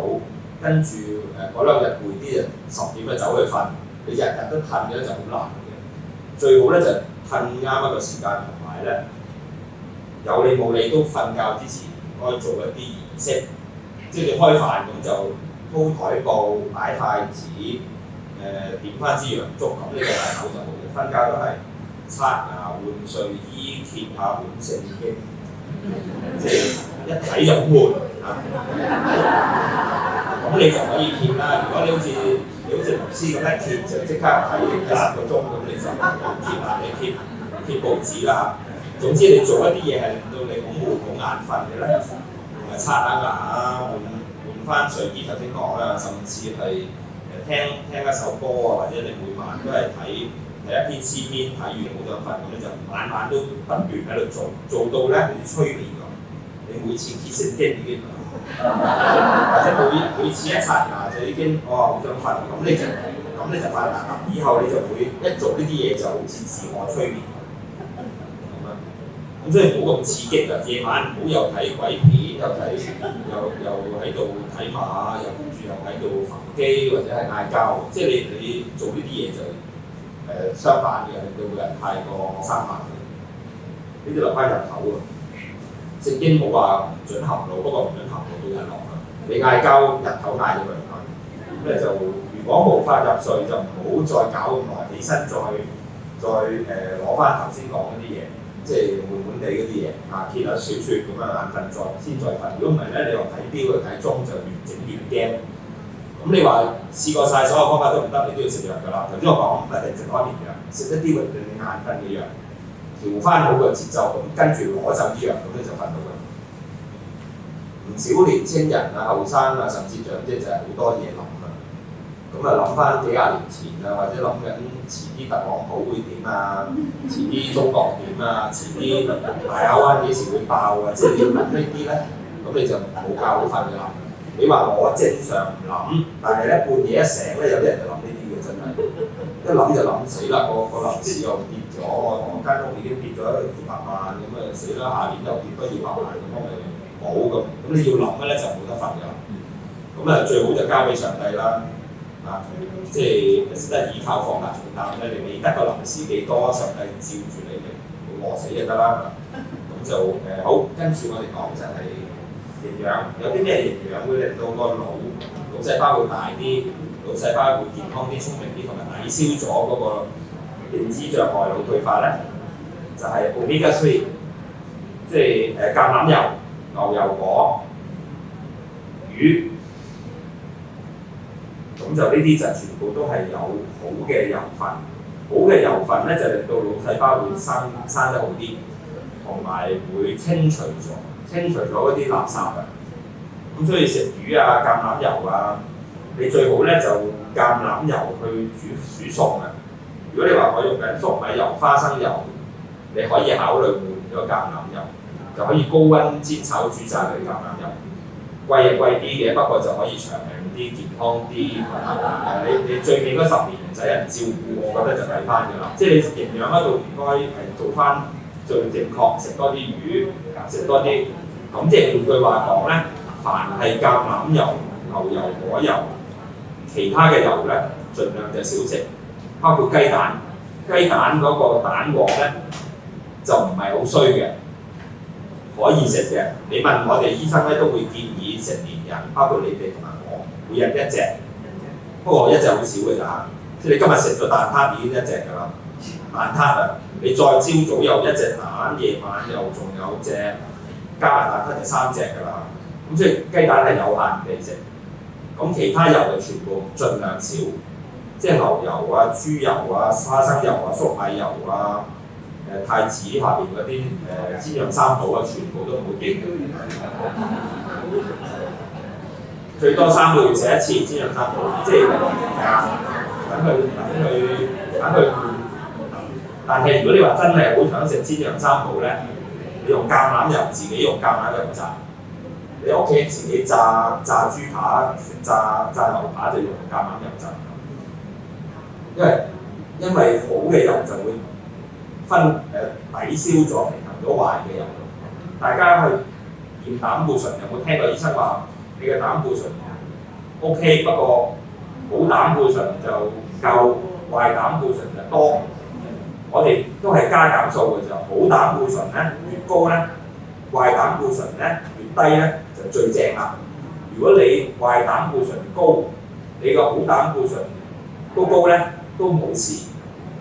最好嘅咧就係好膽固醇超高，壞膽固醇超低，即係抌走晒啲牛油、豬油、花生油，淨係食橄欖油、牛油果油，咁就會令到啲膽固醇會靚㗎，同埋個腦會靚㗎，同埋血管會靚㗎。即係呢個就營養上嘅邏輯，但係唔係代表100%，原因就有基因嘅。有啲人天生你食極都係壞膽固醇高，呢啲就要食膽固醇油。好，另外就抌晒所有薯片、蝦條啊、煎釀三寶嗰啲。你要食嘅咧就食呢啲，呢啲全部都係補腦嘅食物。呢啲又係好嘅，有omega 3，有維他命 E， 同埋好多嘅補腦嘅營養呢啲，即係果仁啊。咁頭先你聽過我講花生又唔得㗎啦，花生就唔算嘅。除咗花生之外嘅果仁全部都得嘅，你噏得出嗰啲啦，瓜子啊、核桃啊乜都得㗎。夏威夷果仁啊啲，總之果仁就得㗎啦，花生唔得。呢度講緊煎釀三寶唔得啦。咁你話麥樂雞嗰啲梗係唔得啦，係嘛？即係肯德基嗰啲又唔得啦，即係3個月1次流物嗰啲。好，跟住我哋講點樣去令到我哋係健康同埋開心，同埋甚至補腦咧，就多啲活動，有社交圈子，有人同你吹水，有人同你傾訴，你又可以同人傾訴。無聊嘢都可以講一餐，你聽下人哋有幾無聊，跟住你窒翻佢，呢個就大家用腦，大家喺度對話，即係好似幼稚園學生咁，你一句講一句，大家就會好開心，同埋可以練到把嘴好叻㗎啦。即係你都想啲細路就係識得嗌交，兩個細路哥可以大家對話。呢個就話保時捷好啲，嗰個就話法拉利好啲，咁大家喺度嗌交咧，其實就會越嚟越叻㗎啦。培養興趣嗜好，即係你話我乜都唔好，咁要而家開始，你要開始諗。特朗普你都唔識，你話好悶，唔想見到佢，你唔該睇下第二個啊，揾第二個睇。你話未聽過汪明荃唱歌，你就聽翻佢啲歌。鄧麗君而家唔喺度走咗，你都聽翻鄧麗君，慢慢聽你就會有興趣㗎啦。咁咧就最好啊，唔好脫節啊！即係頭先我講就係你一定要睇新聞，一定要知少少啦。即係法拉利你都唔知係乜，你都可以聽下㗎。你上網或者你問下人都知咩叫法拉利。原來你個孫好中意法拉利嘅，咁起碼你都知法拉利好靚喎，都睇書都睇過喎，真係好靚喎。你叫個孫講俾你聽啊，咁啊跟住你聽完之後，你又佢得閒，佢唔得閒啊嘛，佢要考試讀書，你就日日喺圖書館睇法拉利，跟住講翻俾佢聽，哇！而家我做咗研究，同你講翻，咁就好開心㗎啦。呢啲就叫做經驗同埋智囊，即係你只要而家未腦退化咧，你都有能力去圖書館、上網啊，甚至問人，或者隔離嗰個教你啊，即係你個女唔識整生炒排骨，你叫隔離嗰個教你，跟住你教翻個女，佢就好開心，你又好開心。呢啲就係智囊團啊！即係顧問啦，你唔好諗住做國家顧問啊呢啲嘢，即係生炒排骨佢係顧問啊，你可以做。咁呢啲就係興趣樂趣嘅。即係我哋而家香港人就點解唔開心就係缺乏空間去樂趣。有啲人淨係一年去2次日本叫做最大樂趣，平時就禮拜日都唔得閒嘅，平時都冇時間去享受嘅。咁所以點解香港人咁壓力大咁唔開心？咁平時就盡量去咁啦嚇。好，即係你想大家都能夠有好日子咧，最好就係有呢幾樣啦。咁有啲就要預備嘅，有啲就一路要去培養嘅。你話你嘅財富唔夠，咁你都可以培養嘅。唔該你唔好再大使，唔該你擺喺啲即係有增值嘅或者穩陣嘅投資嗰度咯嚇。咁有興趣就幾時都可以繼續嘅。就算你入咗老人院都可以有朋友嘅，有新朋友可以傾偈吹水，可能佢仲叻過你嘅嚇。咁你都可以擴闊你嘅面子嘅。咁就盡量去執翻多啲啦。即係你話我整餐炒排骨，而家我住喺我嚟太子，我一陣去行下金魚，行下雀仔街，行下花墟，我又識插花啊！即係好平，可能買到啲好大減價啲花翻去插下，插到好靚。咁用少少錢你令到大家開心，點住大間屋咁呢啲嘅消遣新嘅興趣啦。咁有好多嘢免費嘅，甚至有錢賺嘅，你咪去做咯。咁就學識一樣嘢就係、好多人咧就係喺度嘥時間喺度左諗右諗，喺度閉翳，就係、唔接受不能控制。即係你今日聽完廖醫生講廢話，原來88歲咁長命，我而家得78，我仲有10年點捱？即係你覺得我呢10年咪等死？咁嚴格嚟講係喎，我哋每個人都係等緊老，等緊死。唔好講我哋啦，就算有個孫都好啦，佢最多係100年命，佢都係每日少一日㗎啦。如果你咁諗嘅咧，就好唔開心㗎啦，係嘛？應該正面啲，就我每日都要生活開心，大家幸福充實，有快樂，有滿足。去到離開呢個世界，去到天國繼續幸福，即係咁樣接受。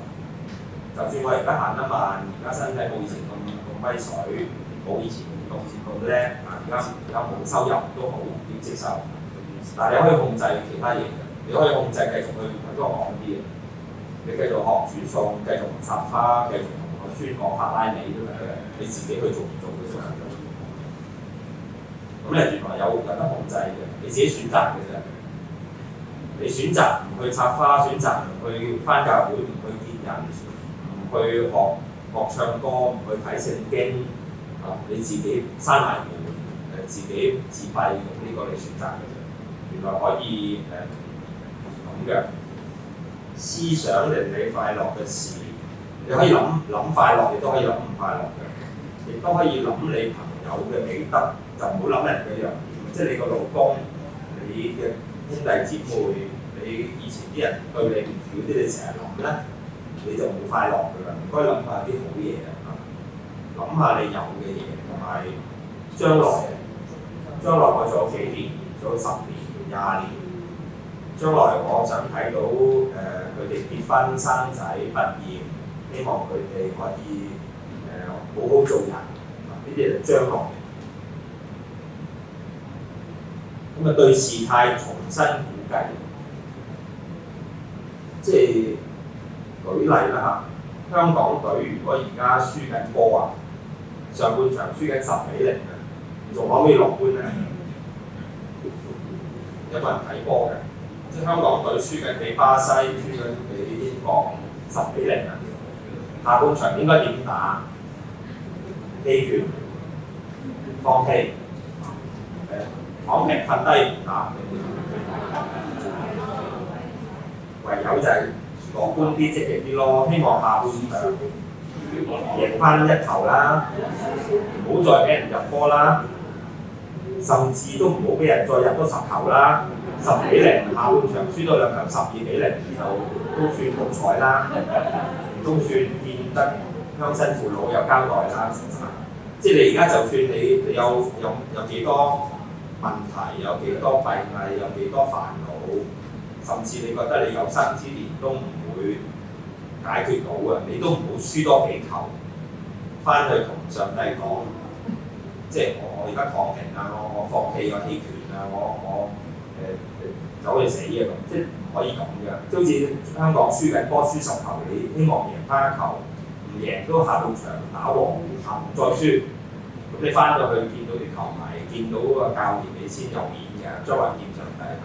無論你而家拿住幾多嘢，頭先講啊，即係有咩擁有幾多嘢啊？而家可能你乜擁有嘅冇乜品，甚至負資產都好啊。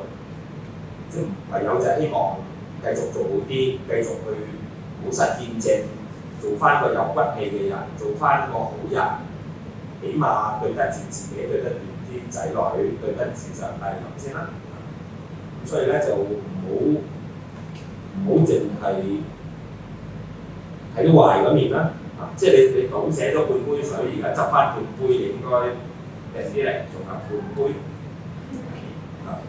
咁同埋仲有好多人慘過你，半杯都冇喎，或者從來未買過樓啊。雖然而家你嗰間跌咗幾百萬啦，甚至負咗都好啦，希望遲啲升翻啦，係嘛？好多人瞓緊街添啊！即係有時我哋學識就係好淨係諗衰嘢。淨係諗啲失敗嘢，咁啦，你對住啲老人家，你屋企嗰個都係咁睇佢，即係你而家係仲有我哋啊嘛嚇，即係仲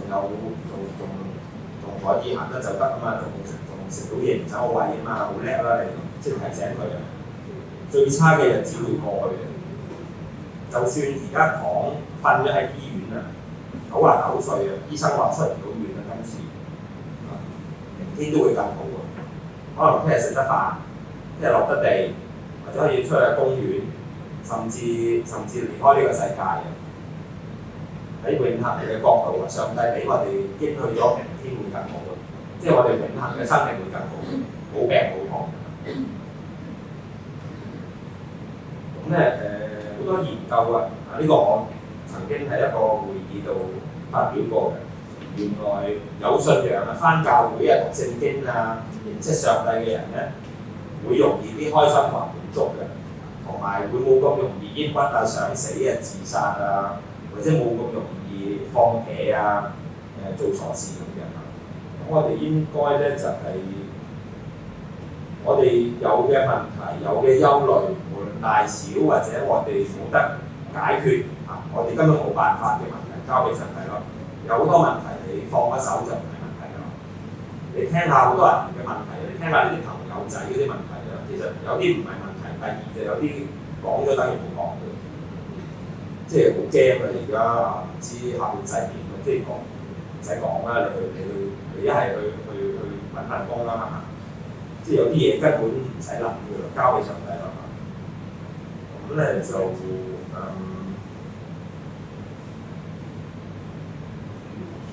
我哋一齊講啦，好嘛？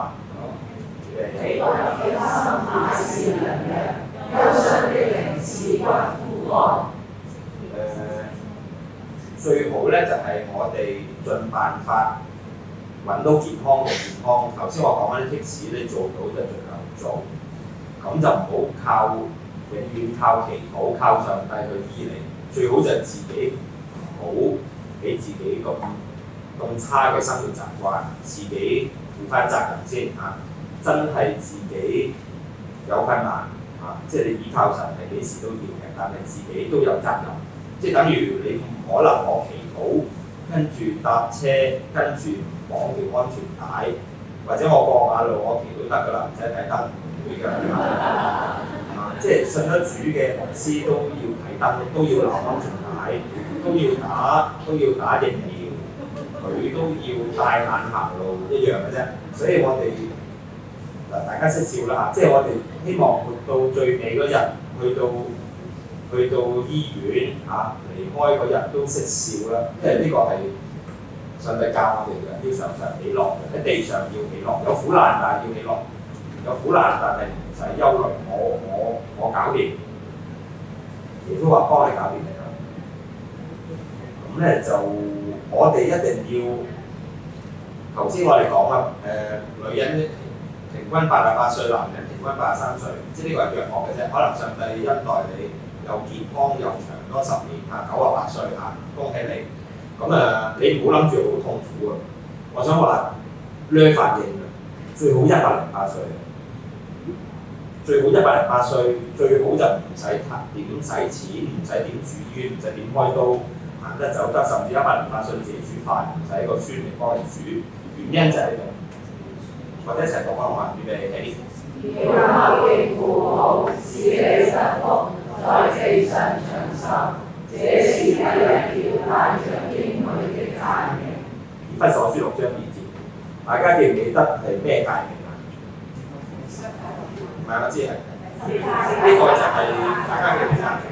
問下啲讀聖經耐啲嘅人，呢個就係10誡嘅，10誡嘅第5誡嘅，即係當守安息日，不可妄稱神嘅名。跟住第5誡開始就係孝敬父母啦，跟住先不可殺人，不可偷盜，不可奸淫，不可作假見證。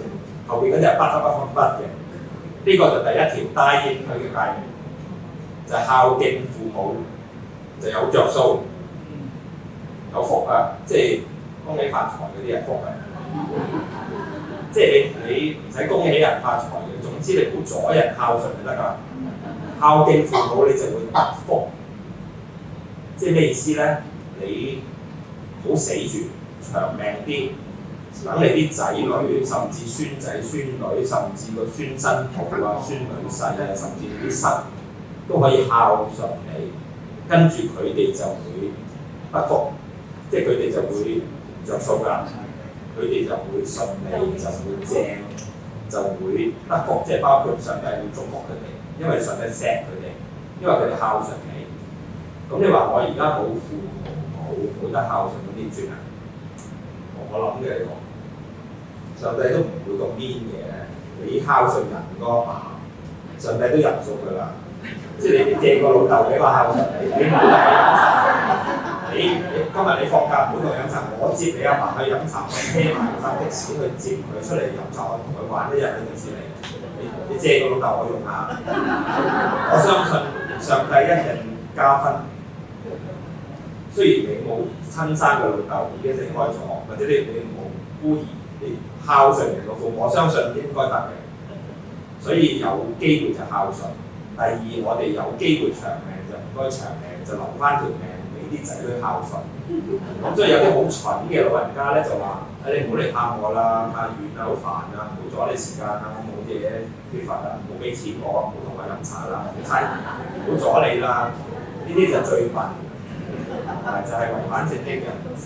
你問我咧，就借啲意都叫佢得閒嚟下探我啦。我唔夠米嘅，買包米就我好想去食蝦餃燒賣嘅。如果你有時間就同我去食蝦餃燒賣。頭先嗰幅圖佢哋睇唔到。咁即係咩意思咧？即係你俾機會佢孝順啊，就塞錢入佢袋嘅。即係你祝福佢，你長命啲。最好就係健康、少病同埋識笑咁長命啦，唔好搞到佢都見到你個樣都唔想孝順啦嚇。即係你唔好做嗰啲怪嘅老人家，唔好做啲怪人，做翻正常嘅長者，最好唔好腦退化。所以你頭先做足自己要做嘅責任，你嘅腦退化機會就會少好多㗎。係大部分嘅腦退化，我哋講緊80%嘅腦退化可以預防嘅。你而家聽到啦，大部分嘅腦退化係可以預防。但係要做足責任先講啲嘢，嗰個用腦瞓好啲，開心啲，見人食嘢正常啲，做運動喜樂的心態是良人，開心啲個腦細胞就會正㗎啦。呢條係帶應許嘅概念，即係呢條係真嘅應許嘅，即係有上帝應承咗嘅，你孝順父母你就會着數，所以爭住孝順應該。即係阿哥，你今日唔得閒，等我嚟啦。你唔好孝順，等我接下埋去爭住孝順，你就會着數㗎。即係如果你智慧啲，就係我哋去做多啲上帝喜悅嘅嘢，上帝就會祝福我哋。咁做長者就盡量就係頭先我講啦，你哋盡量係俾機會佢哋孝順。即係上帝就最想睇到呢個關係，而最好就係全部人都係認識上帝就更加好啦，就要再加分啦。咁我希望今日咧就講到呢度咧，就俾大家有啲醫學常識，有啲聖經嘅教導，一啲我哋嘅醫學嘅經驗啦、個案啦，俾大家可以更加有信心，有原則，同埋有一個方向，就係、一路去到我哋越嚟越老嘅時候，都俾神去使用，好似摩西咁啦。我成日諗摩西120歲，如果佢唔係跟住上帝去帶領以色列人出紅海咧，第一就冇紅海分開呢件事咁精彩發生啦。第二就係佢應該唔會去到120歲都咁健康嘅，應該佢好早就已經攤咗喺度有人照顧佢。上帝係祝福佢嘅，即係佢咁老都去跟住上帝去行，去為上帝工作。咁我哋嘅生命無論係你炒生炒排骨，你去湊孫，你去翻教會讀聖經，你去得閒俾佢哋去飲食蝦餃燒賣都好啦，就係、跟住上帝行，就係、我哋唔使出紅海嘅，我哋只要正常跟住上帝去好好咁去豐盛嘅生活，去做上帝喜悅嘅嘢，我哋就等於摩西去出紅海嚇。咁我哋嘅健康，我哋嘅生命，我哋永恆嘅歸屬就一定有保證。咁我今日講到呢度，希望祝福到大家嘅人生下半場，好嘛？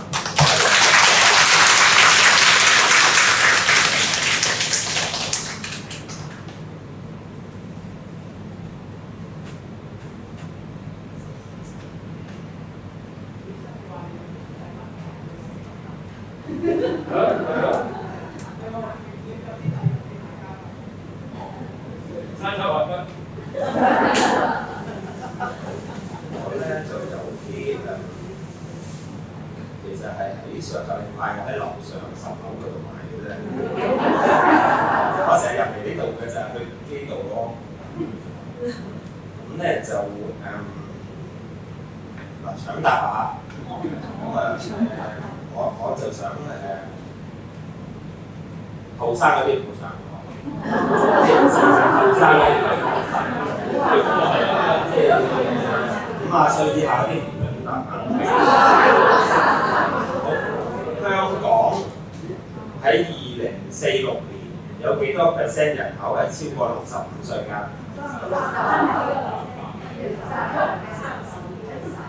但係你教會冇睇佢咁。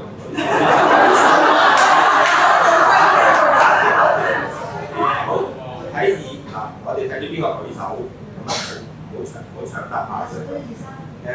喺今年2023年嘅數字，香港男性平均年齡會去到幾多歲咧？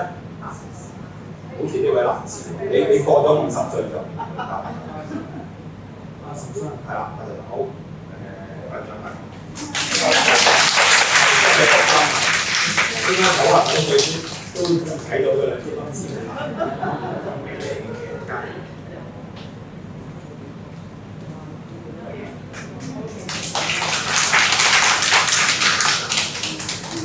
咁咧就問多一條啦，好嘛？咁咧就問到喜樂的心乃是良藥嘅下一句係咩咧？舉手。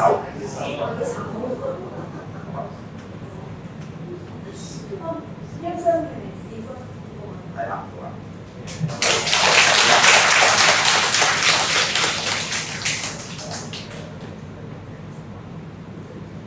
有份好簡單，俾長者睇個福音單張，就叫做健健康康同埋一張你可以係買輕銀包嘅福音卡。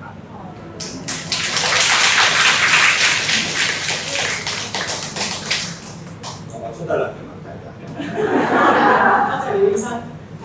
相信大家都覺得好精彩，係咪？我哋一次上呢個演講，好豐富嘅講座啦，係嘛？聽好多資訊啦，健康嘅資訊同埋聖經嘅一啲嘅資訊，令到我哋咧都知道點樣可以令到自己咧活得快樂啲、健康啲嚇。記得要點樣啊？唔知道啦，開心啊嘛，係啊，記得要喜樂的心啦，大家一齊話喜樂。好，咁啊，我哋都好多謝葉醫生嘅分享。咁咧，今日嘅講座咧，我哋好好啦，教會都會錄咗影嘅，咁啊，葉醫生亦都好好啊，俾我哋錄影。咁我哋稍後咧會喺啲YouTube 嘅頻道咧嗰度，如果阿葉醫生唔介意，我哋擺上 YouTube 嘅，係啦。咁就大家可以 search 翻。我呢啲咧一人一份。好啊，多謝你，係啊，咁我哋大家會做呢個。咁係啦，如果大家想翻嘅話，就用翻今日嘅講座名再 search 一個禮拜後，係啦，預計一個禮拜後就可以去搜尋，好嗎？好多謝大家。咁而家我